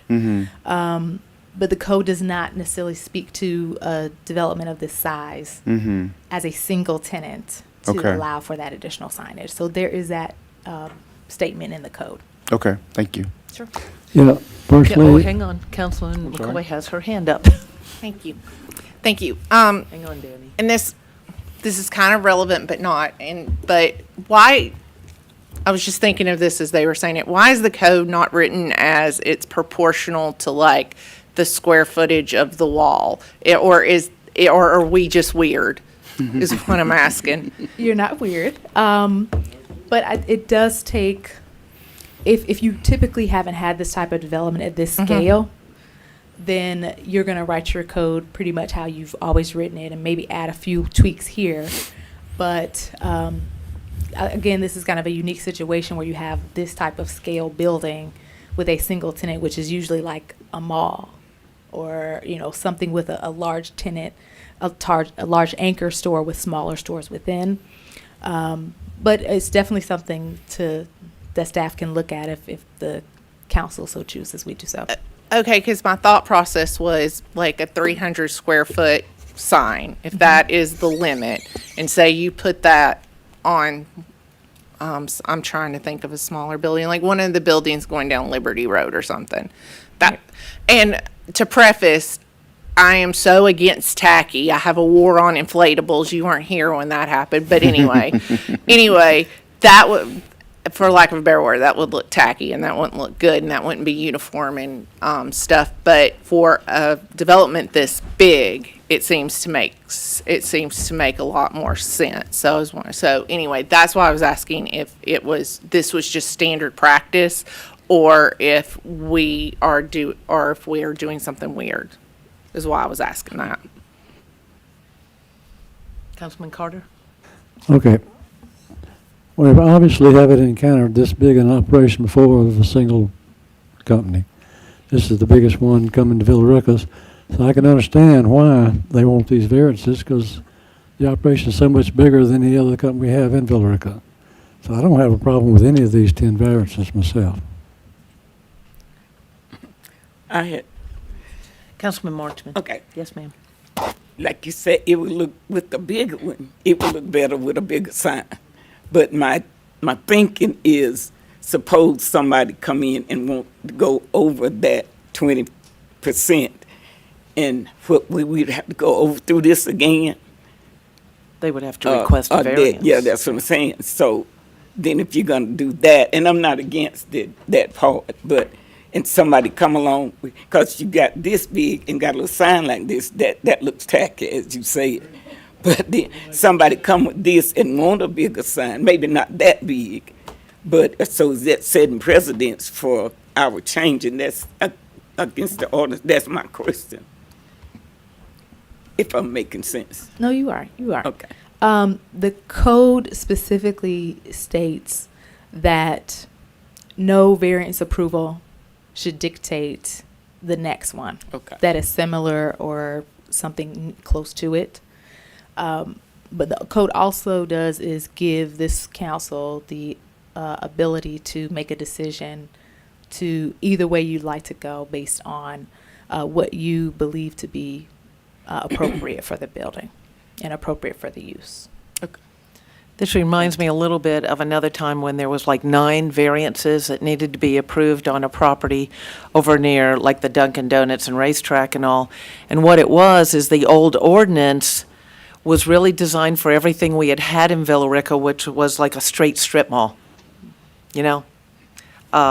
compared to newer developments that might have the Panera Bread up here and the something else back here, and so we're doing back signage as well. It required a lot of variances because we didn't have the ordinance that matched what was going in. So we're just, now and then, help us, if you know we need to update something, like, gosh, we've never had anything this big, but it's gonna come down the pike again, maybe that's something we need to look at. I look at it as a rookie, but an RV driver. And I know when you pull into somewhere, I go to we end up in a number of truck areas at times too, and wayfinding sign is really important to us because you can't turn around the way you can a little Toyota. If you pull in and you don't know, I got to go over here for repair garages, I got to go this way if I'm doing this, it's very helpful. So I get the larger and how they have to have them elevated, so I get that from that standpoint. But anyway, whatever is decided on this, I'm excited that we're getting this economic development into Villa Rica. I see it as a real positive with the jobs and everything else. Yes, Councilman Carter. Okay. I look at it as each project that comes in, Shirley, as we have to look at each one and see if the what we have on our books is going to fit that project. That's what we're doing for this project. It's a big project. It's a big operation, and She it requires explained more that, so I signage. understand And it's how not it's going to, assessment it doesn't work. fit into what we've already come for Villa Rica because we haven't seen this before. That's the way I look at it, is we're going to have to look at each one of them that comes along and decide what's good and what's bad for Villa Rica. Any other questions for staff? Any other questions for the applicant?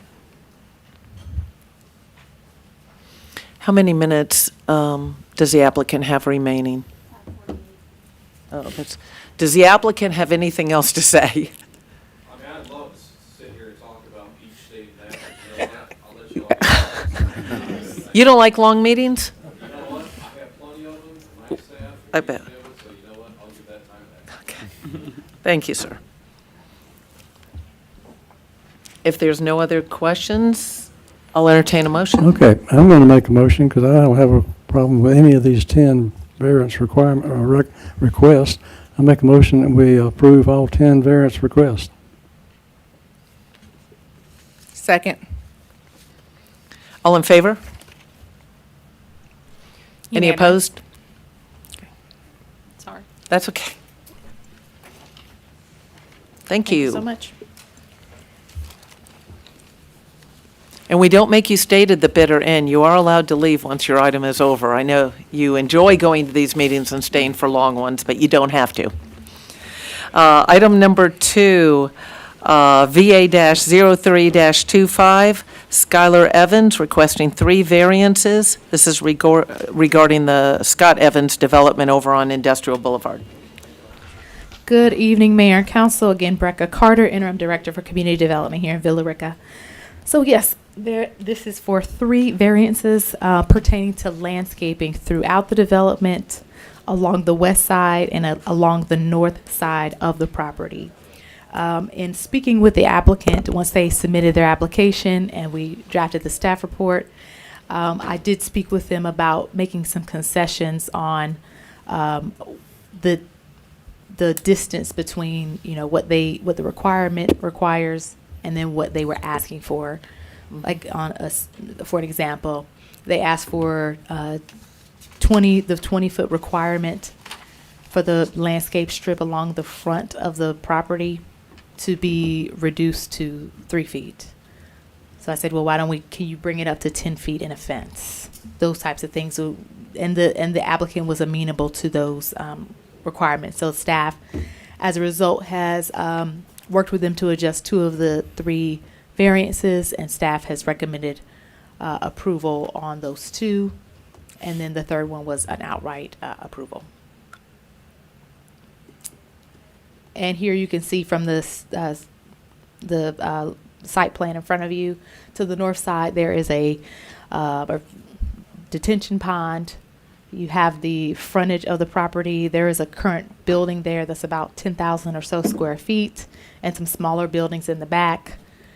The internal landscape strips, where you see they look like cylinders, are part of the variance where the applicant is asking for a reduction due to the fact that the sales on that property are for cars, and that will be the area for inventory versus a regular parking lot where cars will be driving back and forth. The landscape strips are there to slow people down. So this is a picture of the actual property from Industrial Boulevard. And our recommendation is, as I stated earlier, the Planning and Zoning Commission approved all 3 of the proposed variances. Questions from council? Councilman Carter, are you?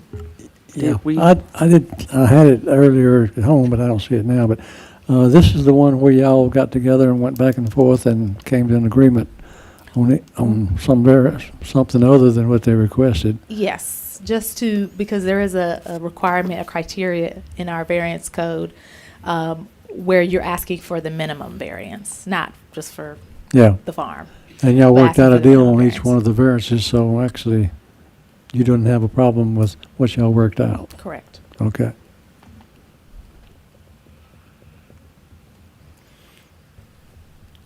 Any other questions for Ms. Carter? The applicant is here. Who's the lucky person who gets to speak? Is it Mr. Schuyler? Because if I say Evans, there may be more than one Mr. Evans, Yes. so, okay. My name is Skylar Evans. Nice to meet each and every one of you. We've chosen to bring and expand our operations from Carrollton to Villa Rica, as it has been part of our community for 27, 28 years now, both under our Scott Evans Nissan and Chrysler Dodge Jeep Ram branches. Villa Rica is a community that we see as untapped potential, both in the service side of the industry and in sales, along with providing 40 to 50 new jobs in the area. It looks like there's commitment to grow Villa Rica, both from an industrial standpoint, and we see a really good growth coming in the near future for Villa Rica, so we want to be part of that. With this, it is going to be a dealership that will be offering sales, service, and parts opportunities. And the reason we are asking for the variances with the landscaping is so that we can optimize the space that we have. We need to have the available spots for our inventory, both for display purposes and to have the mix of vehicles that we want to be able to sell, from commercial trucks to help some of the industrial buildings locally, all the way down to very inexpensive sedans for families. So we have a multitude of vehicles that we want to be able to offer, and we're going to need the space to do so. In conjunction with that, we're offering a full service center as well. So we're going to be adding on a service drive very similar to the dealerships that we have currently in Carrollton. And to be able to do that, we do need some variances on a couple of the landscaping buffers, in particular on the north side as it relates to where the retention pond is currently on the adjacent property. That's the area that we need to really make sure we have the adequate reduction that is mentioned in the packet.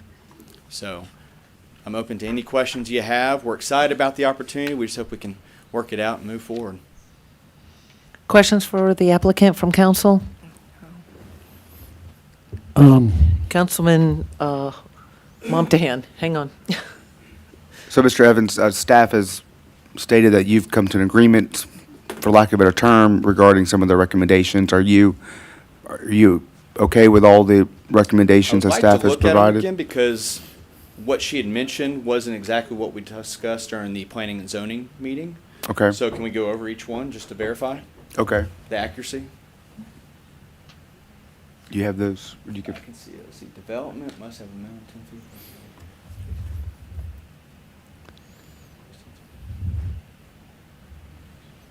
Wait.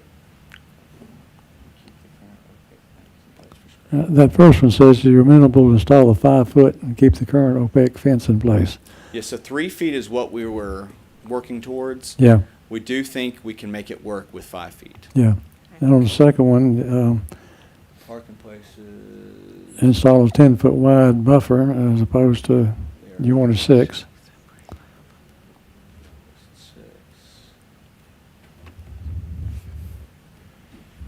That, we're fine there. That's on the front side. And then And the third one, they recommended approval on, so y'all 5%. didn't have a problem with that. Okay. Yeah, so we're clear. so you're okay with all those? Yes. Then? Okay. Thank you, sir. Any other questions for the applicant? Thank you, Mr. Evans. Thank you. You've got some reserve time if you need to come back up afterwards. We'll go ahead and open this for the public hearing. Is there anyone that wishes to speak in favor of one or more variances?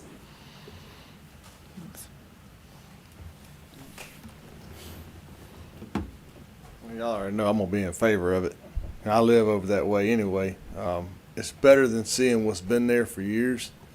The building, it's been there a long time. These folks wanna bring something here to where you ain't gotta drive to Carrollton to get your car serviced. Hey, that's a win for us. Looked at all the variances from, I was here during planning and zoning. I think you should just let them get, if they wanna do 3, let them do 3. That's fine. It ain't gonna hurt nothing. What's it gonna hurt? Like I said, we break rules all the time around here. We break ordinance all the time around here. What's it gonna hurt? Nothing. You put ordinances and codes in effect, but we don't follow them, so what's it gonna hurt to allow them to go ahead and do what they need to do, just to prove it? Ward 2, Councilman. There's something nice coming to your area. Approve it. I think this Let's is in have it. Stephanie's, actually, Josh. What's Ward 2? It's Ward 3? Used to be 3, but. Oh, is it 2 now? Is there anyone else that would like to speak in favor? No, it says in Ward 2. Good evening. Zach Bell, Bell & Associates Architects. In addition to the space requirements we gained from a slight reduction in the landscape, the other big component is visibility from the street. The property is up on a hill, and a slight reduction in that landscape. We want to show off this cars and this nice, beautiful building that we're putting up on this hill, so part of that is also visibility. The architect better say it's a beautiful building, huh? Anyone else that would like to speak in favor of one or all of these variances? Is there anyone that would like to speak against one or all of these variances? Going once, going twice? All right, Mr. Evans, do you, anything else you want to answer or clarify?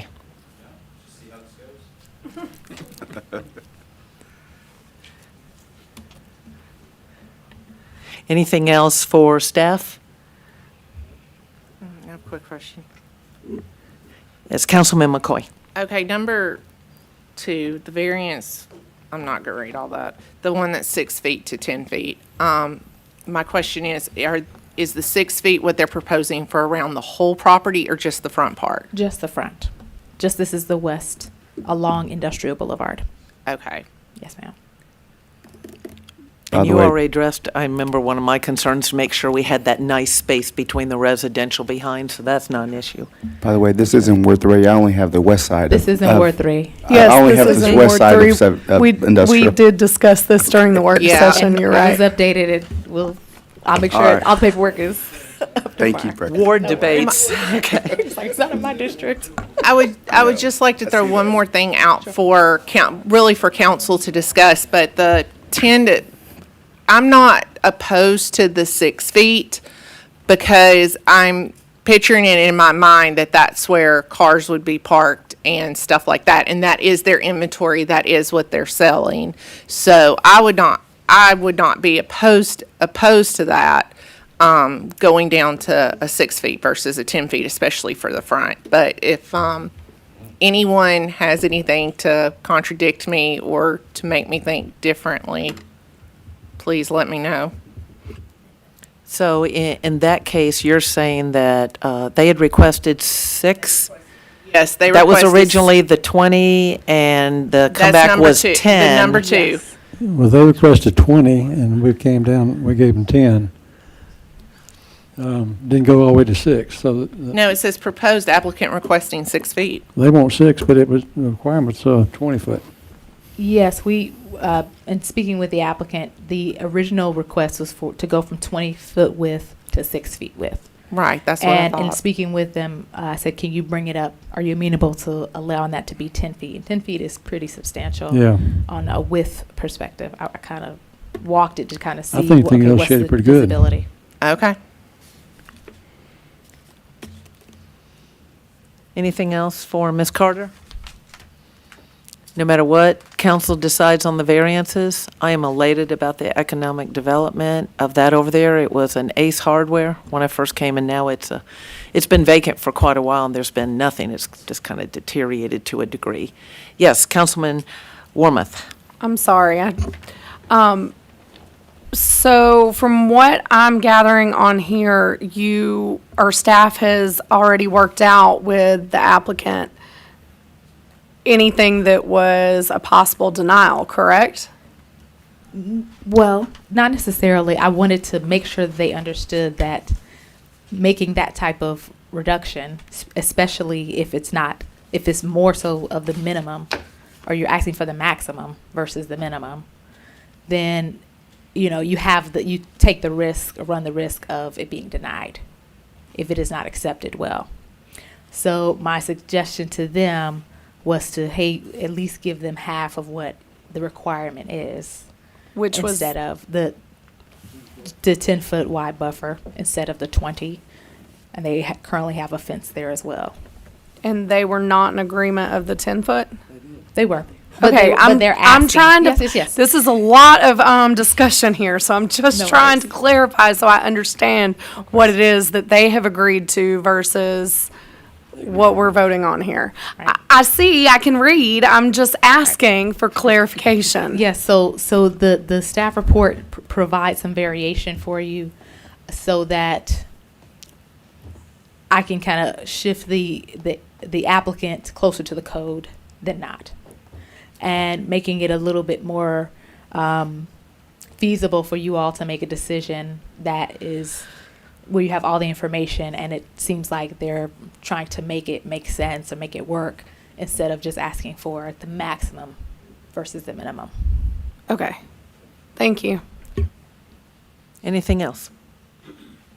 I'll entertain a motion. Okay, I'm gonna make a motion that we approve the variances as agreed to with the staff on the 5 foot on the first one, 10 foot on the second one, and approval on the third one as per the staff agreement. Second. All in favor? Any opposed? Unanimous. Thank you. Thank you. Thank you, Ms. Carter. Finance. Ms. Long, I was about to say Ms. Holm. It's habit.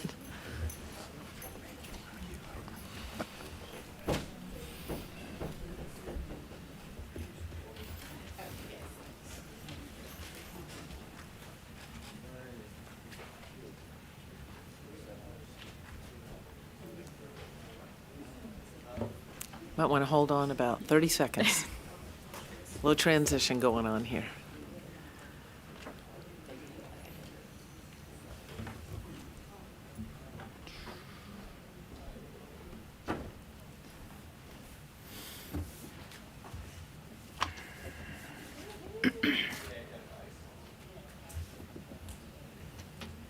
All right. Good evening, Mayor and Council. Amanda Long, Interim Finance Director. I'm going to give the financial update for the city. We're going to start with cash. Total cash when compared year to year to last year, we're actually down about 5%. I think most of that is due to us spending the TAD bond proceeds. As you can see up there, that is down 34%. We are also spending lots of the old SPLOST for Carroll and Douglas. 2015 SPLOST is down 77%. 2016 Douglas SPLOST is down 47%. The 21 and 22 SPLOST, we're still getting funds in as we're also spending. So you'll see we've got 21 Carroll SPLOST is down 10% year over year. And then 22 Douglas SPLOST is actually up 87%. This slide it shows our growth by permits and taps. Our permits and sewer taps are up almost 50% year over year, and then water taps are up about 33%. So lots of growth. Local option sales tax continues to perform well. Carroll County is up 9% compared to last year, and Douglas County is up 23%. We are seeing every time it's the quarter of the year, so this is for April, we're seeing a pretty significant increase in Douglas County. So we may next year see that leveled out a little bit because the state will make us pay, will make the payers pay monthly rather than quarterly. Property taxes, we're at 100% collection on Carroll. I think $10,000 is all that's left. It's at 100% because we do our budget. For Carroll, it's 96% is what we budget to collect, so our collection has actually been better than what we budgeted. Douglas County, our collection rate right now is 98%, so We're doing very well there. Business activity, water and sewer. Revenues are up, mostly because of water and sewer taps, and that's kind of contributed to our growth that we have going on that was on the previous slide. Expenses are also up year over year, and that's going to be mostly attributed to the increase in water rates.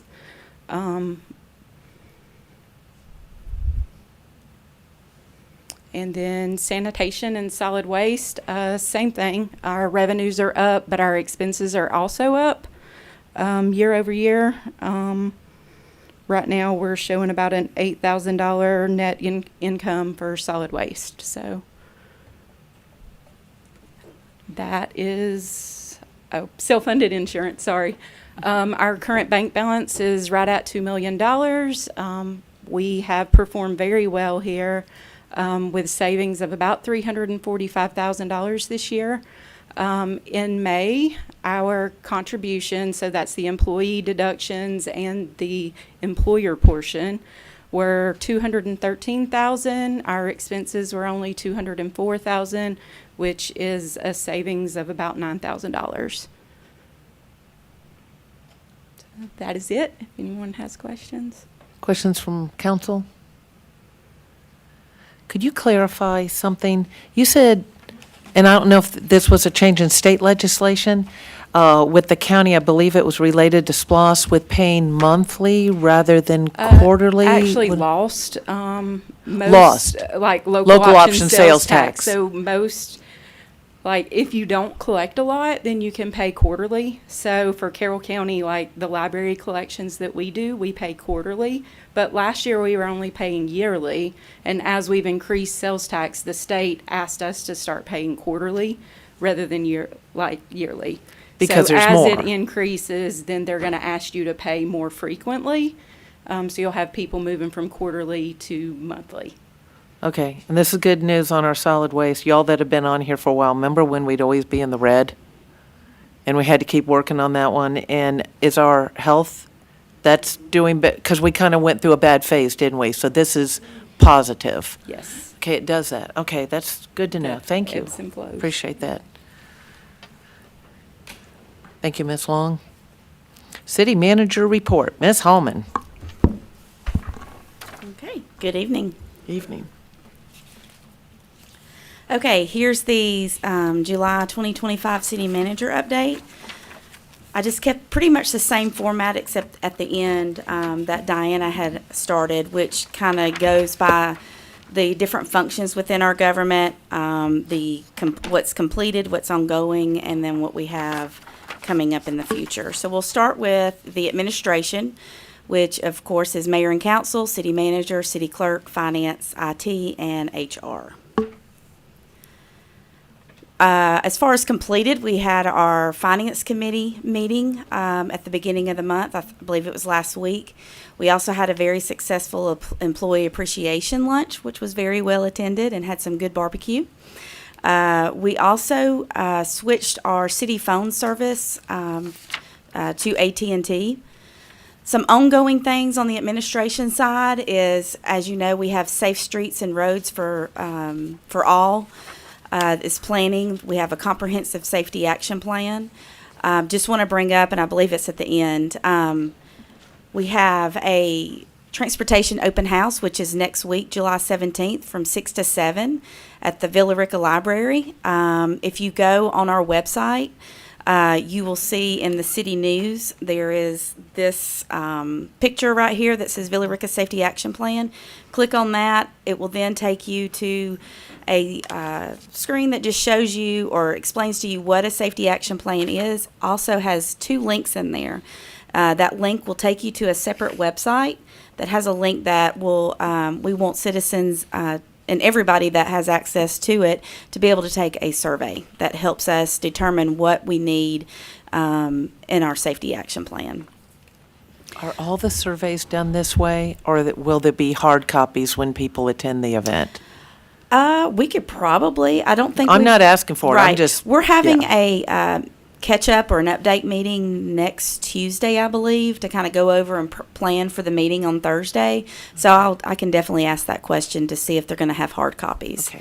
But we also have, I've been putting out at each work session and this council meeting these handouts that have the QR code, that if you take a picture of that, you can go, it takes you directly to the website and directly to the survey as well. We also have the RFP out for external audit services. I believe those will be due on July 18th. And Danny has elected to help us look at those proposals, and we will bring forth y'all a recommendation of what that what the firm would be for fiscal year 25 external audit services. As you know, Mayor, as you said, we're right in the middle of the budget, so my staff and I have been meeting with all the departments and preparing for the budget so that we can have something to prepare for y'all at the budget workshop. We're continuing to manage all the open records requests as well as Carroll County SPLOST negotiations. For the future, what we have for HR, we have the 457 defined contribution plan transition to the new administrator, which is Empower. We'll be getting ready and gearing up for open enrollment for our health benefits. And I am still waiting on the digest from Douglas County so that we can crunch those numbers and present to y'all a proposed millage rate. Now we have building development services.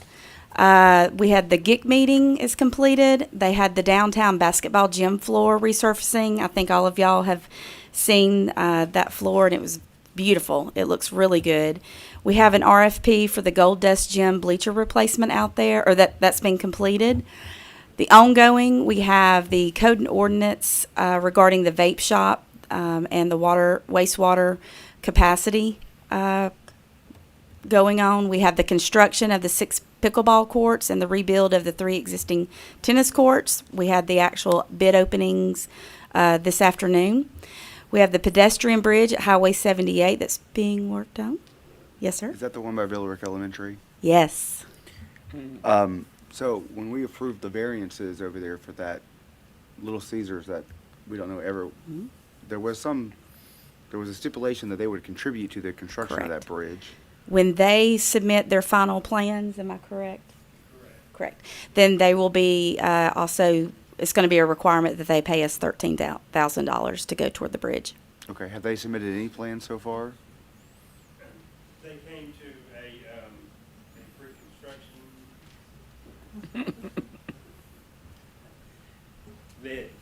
Excuse me, Tracy Jarvis, City Development Services. They attended a pre-development meeting last week, and they're moving forward. Got their GDOT stuff taken care of. We discussed the $13,000. They were in agreement, and we told them before that'd be part of the process before they get their LDP or their building permits, that they would have to send us that $13,000 that they agreed to in the development agreement. Thank you. Yes. That bridge is on the right-of-way, correct? I'm sorry? The bridge is on the right-of-way, correct? Yes, correct. It is.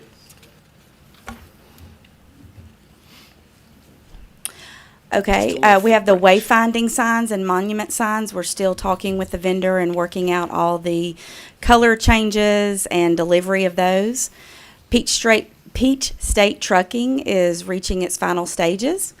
For the future, we have the Kona Ice off Highway 61, R-Pit Road Development approved by GSWCC, as well as Old Stone Road multifamily approved.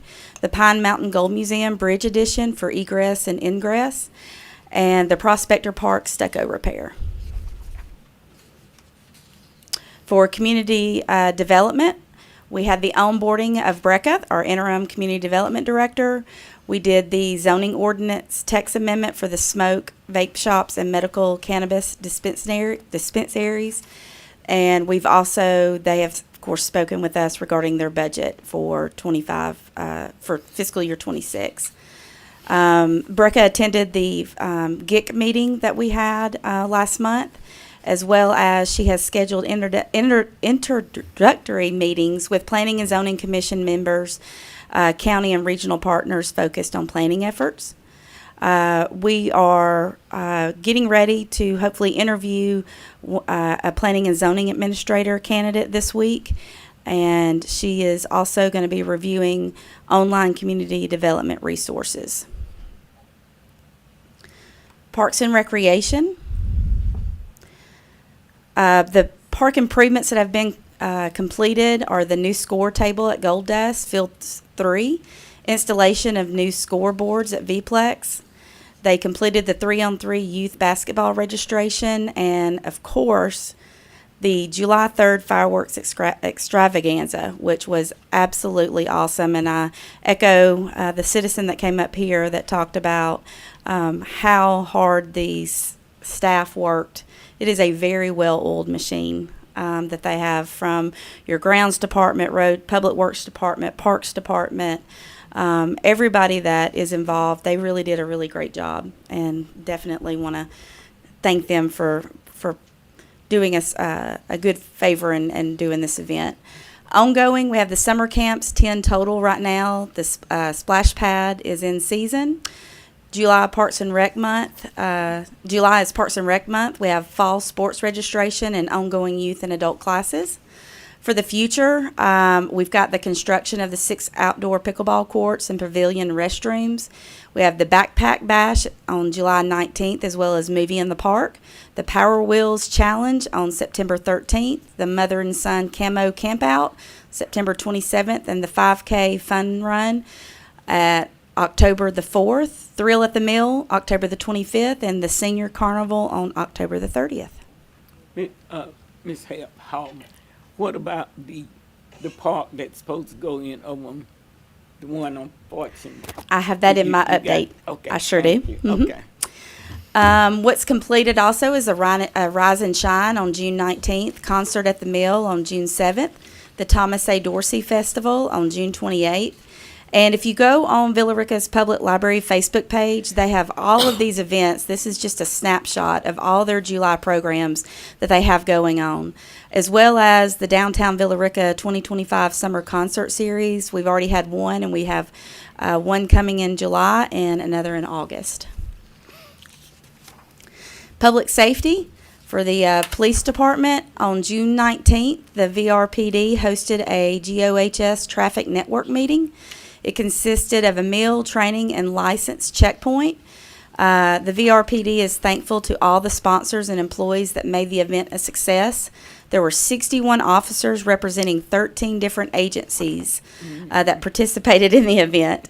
The license checkpoint yielded 5 arrests, 18 citations for various violations, and 12 vehicle searches. They also completed an end-of-the-year criminal investigations division class to the Villa Rica High School junior class that shared the different jobs, responsibilities, and opportunities with law enforcement. Last meeting, we presented Captain Keith Shaddix the 2024 annual report, the police department annual report. It was dedicated in his honor. And last but not least, the police department hosted a 40-hour training class called First Responder on June 16th through the 20th. This class equipped officers with essential skills of first aid and victim care. 33 students representing 12 agencies were taught by Chief Dave Wade, Chief Brandy Waters, and Captain Tyler Suddeth from Carroll County Fire Department, and Sergeant William Walton from VRPD. Ongoing, they're still working on their SRT, their special response team. They got the policy approved, the equipment ordered, and the training is ongoing. And I believe next Monday, the team is getting ready to do a SRT demonstration for city leadership. Hopefully y'all got the invite. It's going to be at the Bremen, in Bremen. So if you can attend, please do. In the future, they're going to be hosting the first of 3 management classes. The course is the first of 3 required for the post-management certification. The topics include evolution of management, stress management, principles of management, planning, organization, and directing, and the class will be at the training center from July 21st through the 25th. Public Works. They completed the connection of Meadowlark Drive and installation of speed humps and signs. Completed his LAPS recertification and training for the first 6 months of this year. They planted 75 shrubs, spread 50 pine straw bales, and laid 1 pallet of sod at the church on North Avenue. They assisted in the installation of the community gardens at the WIC and Senior Center. And, of course, we had a successful July 3rd event that they were heavily involved in, and they did an incredible job and actually enjoyed working the event. Ongoing, they continue grading work of the city property on Highway 78, which is formerly Butterballs, with sod to be laid next week. The sidewalk improvements are underway. We have some Church Street and Main Street paving project that I believe the water project will be complete by the end of next week, so then Mark Till will be coordinating with the business owners regarding the paving of Church Street and Main Street. And then they upfitted a 2025 vehicle that was purchased. For the future, they're going to, in the next few weeks, they're going to be removing and replacing trees blocking the billboard at the gateway. They're going to relocate and install the emergency driveway at Mirror Lake HOA and do a culvert replacement at West Industrial Court. As far as utilities, they've completed the Cowens Lake Dam repairs and improvements. They've increased raw water pumping capacity. They've installed the installation of bypass power for North Wastewater Plant, completed the annual water quality report, completed the certification of lead and copper rule requirements, and team members obtained 3 new operator license, 2 maintenance license, and 1 CDL license. They're currently working with state on options for treatment facility expansions, completing the replacement of Weatherstone Lift Station, replacement of the Church Street water main, working on the development of microbiological laboratory to expand in-house testing, and replacement of water service lines in accordance with the lead and copper rule improvements. What they're going to be working on in the next few months is to achieve the Water First designation renewal, develop a utility asset management plan, begin design of treatment plant expansions, improvement of GIS system to include additional infrastructure and mapping capabilities, and upgrade the Cleghorn lift station for increased capacity. This is the slides that I've kind of added regarding some ongoing projects, some that we've kind of briefly talked about, but goes a little bit more detail on some updates. Like I said, we had the current bids out there. We had 2 bid openings for the 6 pickleball courts at Gold Dust and the 3 tennis courts. On the 18th, we have the financial audit services bid opening. On July 30th, it will be the Mirror Lake Boulevard left turn lane bid opening. And on August the 1st will be the bid opening for the replacement of the gym bleachers at Gold Dust. The outside consultants are still working on the stormwater utility study. It is integrated science and engineering. They received the updated aerials for Carroll County, and they're continuing to make progress on the impervious and area delineations, and they're scheduled to have those completed by the end of July. Bless you. Thank you. The sanitation in-house versus contract services, that is being done by Malden and Jenkins. They've received data from staff. They've conducted an analysis of estimated expenditures regarding upfront costs, monthly costs, disposal-related cost, and they are in the process of benchmarking, doing benchmarking of transfer stations, landfill, labor costs, solid waste removal, contracting for similar municipalities, and proposed truck components. So that's still in the making or in the works. The North Side Downtown Streetscape is a grant funded with $1.1 million grant and a $286,000 match. The consultants are Keck and Wood. They have prepared a concept layout, report, and documentation, and they've addressed comments on traffic engineering methodology. And Keck and Wood will actually be here at the August work session to kind of give y'all an update on the concept of the streetscape, answer any questions that you have, and kind of let you know what the future events that we will be doing or the things that we'll be doing to continue this concept plan. The Villa Rica Parkway construction plans have been completed, which is a portion of Macaulay and a portion of Darden Street. Right-of-way and temporary easement acquisitions are underway. The traffic study has been completed on the intersection at Cleghorn Street and Villa Rica Parkway, and a traffic signal will be required. On Fortune Park, formerly what was the Cleghorn Park, Ms. Marchman, that you had asked about, as of June 30th, per the contractor, they said that they would be grading the park in about a month. So hopefully the end of July is when they will be grading the park. We did receive a $50,000 grant along with a $30,000 developer contribution that we've set aside, reserved, put to the side so that when we're ready to do the construction of the park, we have some funds available. The Fortune Parkway, this is just a quick little developer responsibility list. They're there to complete the road to Anderson Road.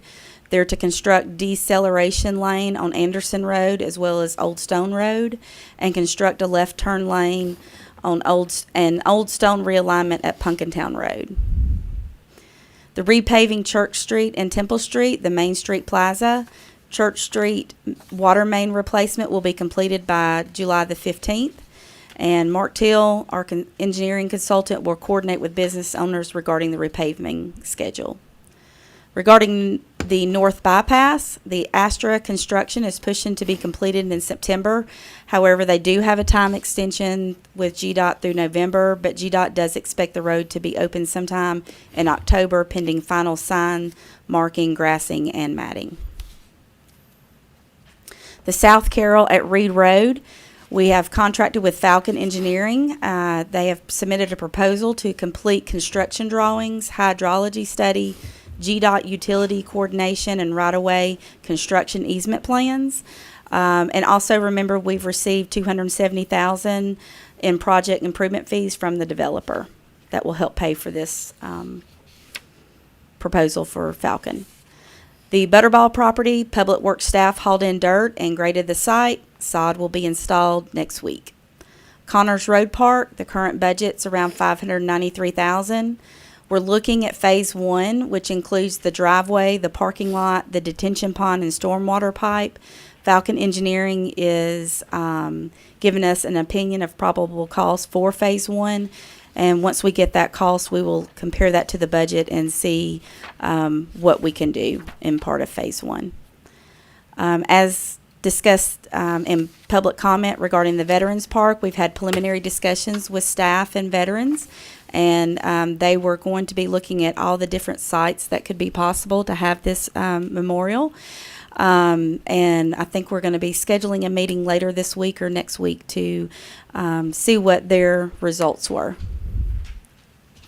Again, can't say enough about participating in the Villa Rica Safety Action Plan.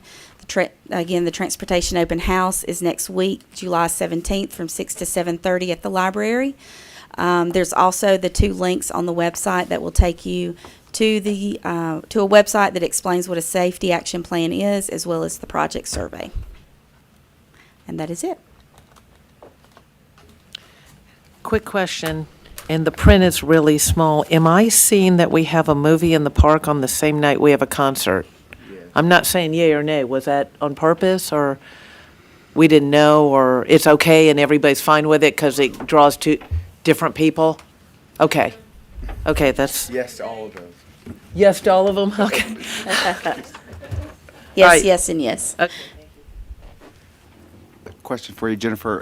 So on the Butterballs property, at one point in the last year, there was a proposal to do some sort of temporary interim kind of improvement there, coffee shop, something. And if I remember correctly, it was going to use Containers. yes, thank you very Yep. much, Mayor. Containers. Have you heard any progress on that? I have not. What we're doing right now is, to be just pretty frank, is just to make it not ugly. Right. It's such an eyesore. So they went out there and graded it, and we're putting sod. I know that when Diana was here, there was some discussion about maybe deeding the property over to DDA and let them see what kind of opportunities could be out there. Okay. But I haven't heard any updates on any interested businesses. I guess my concern is, I mean, sod, and I don't know how much sod is going to cost. Maybe we're getting a great deal on it, but if you're going to potentially redevelop it here, then you put all this money out for sod. Would seed or hydro seeding or something maybe be a little more cost effective? Not try to nitpick. I mean, we're probably talking a couple $1,000s, but I just, Yeah, we you can know, look. in light of the fact that you're going to sod something, I mean, versus, you know, maybe an alternative that there was this proposal at least that's kind of, I guess it's kind of stalled out, but Yeah. I don't know if you'd thought about that. Okay. Yeah, we can look into that. That's a really good point. The thing was, is it was a major eyesore and we own it. So here we are going to work on code enforcement and trying to make things look better downtown, and we own that piece. So the idea was to get, you know, at least grass it. But that's a really good point. If we can spend less money, and I'll tell you why. I just asked Michael Rickman for the information, and I think I probably could have dug it up somewhere in email of remember there was the A-frame originally, idea video, less expensive to do the containers. There's still some concept plans, so let's get together on that. Okay. Whether it's meeting in your office, let's get together. I asked him if there were still possible coffee vendors that wanted to come. And also Falcon Design has done a couple different plans on that property. Okay. And so we need to look at what we paid them to do that we can use, because we could turn that into something cool depending on. And for the record, because it is next week, we may have already ordered the sod. Yeah, that's kind of what I was thinking, but I didn't know. Well, I hope those containers look better than the one they got up there on the corner, 'cause they look bad. Councilman Wormuth. Just for the record, seed is very expensive, and other supplies that go along with it are expensive. And two, they may have needed something for instant stabilization. That's all I have to Yeah, say. and that's, and right, no, I mean, exactly, we just did this in our backyard, and we just, you know, compare the cost of seed, and then we put seed down, it didn't work, and then we just like, well, if we're gonna do sod, it's gonna be really expensive, so let's try this hydro seed. It was kind of like the one in the middle. But no, I agree with Councilwoman Warmoth. I mean, obviously, I don't know what all the considerations were, so. If can ask one other question about something unrelated, what is the timeline on the Fortune Parkway? Because I know there was it kind of stalled because there was the We had to buy the stormwater meter. credits, right? The creek. Right, but then, and now they're back out there working, but it looks like they're not connecting that piece. They're working up further near Tanner Hospital, so. Mark, do you have any other update other than? No, I did not, but I can find out. Yeah. Okay, thank you.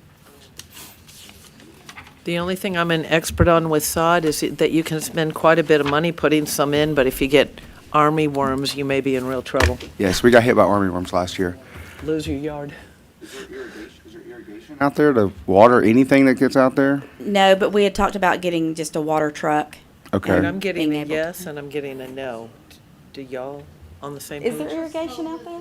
No, I didn't think there was. I don't think there's. I don't believe so. But we'll double check. But because I do remember us talking about Because having a Butterballs water was truck. there. Right. I figured they had to have running water somewhere, Yeah.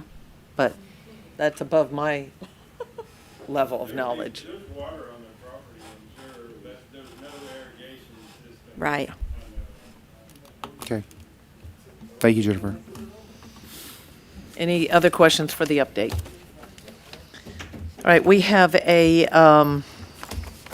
executive session. Mr. Drummond, would you state the purpose for why we are going into executive session, sir? Need a motion to enter executive session to discuss the purchase of, disposition of, or lease of property as provided in OCGA 50-14-3B1D.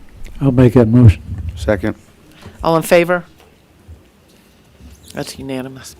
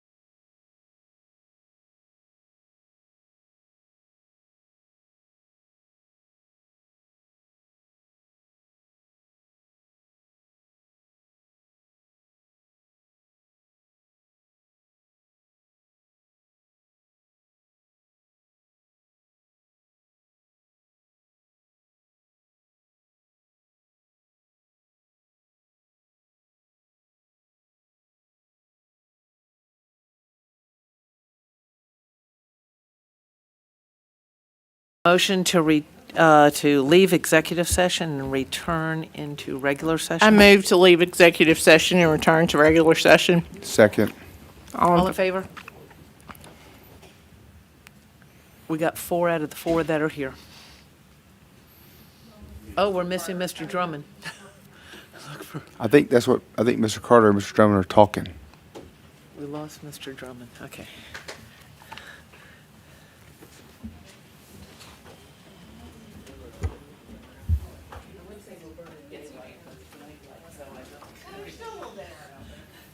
Is there?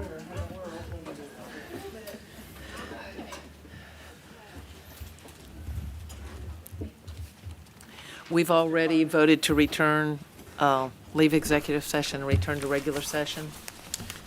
Mr. Drummond, All right, would you? in executive session, we had a discussion about the purchase of real estate. No formal action was taken. I now have a motion. Take a motion to adjourn? Nope. No, we would. Oh, Say what? Contracts. Got to approve these. Oh, I'm sorry. I misunderstood you when you said no action was. Right, that threw me off too, Kevin. No action was taken, no official action was taken in We do it executive up here. session. I do expect a motion You got it? Yeah. at this Okay. point to approve. Okay. That's why y'all were still out there, okay. All right, I'm going to make a motion to approve the purchase contracts for parcels V05, 0160004, and V05, 0150121, and V05, 0150044, and V05, 0150059, and V05, 0150046. I'll second that motion. All in favor? Any opposed? Thank you. Unanimous? Anything else? I move to adjourn. So, second. All in favor? You know that's unanimous.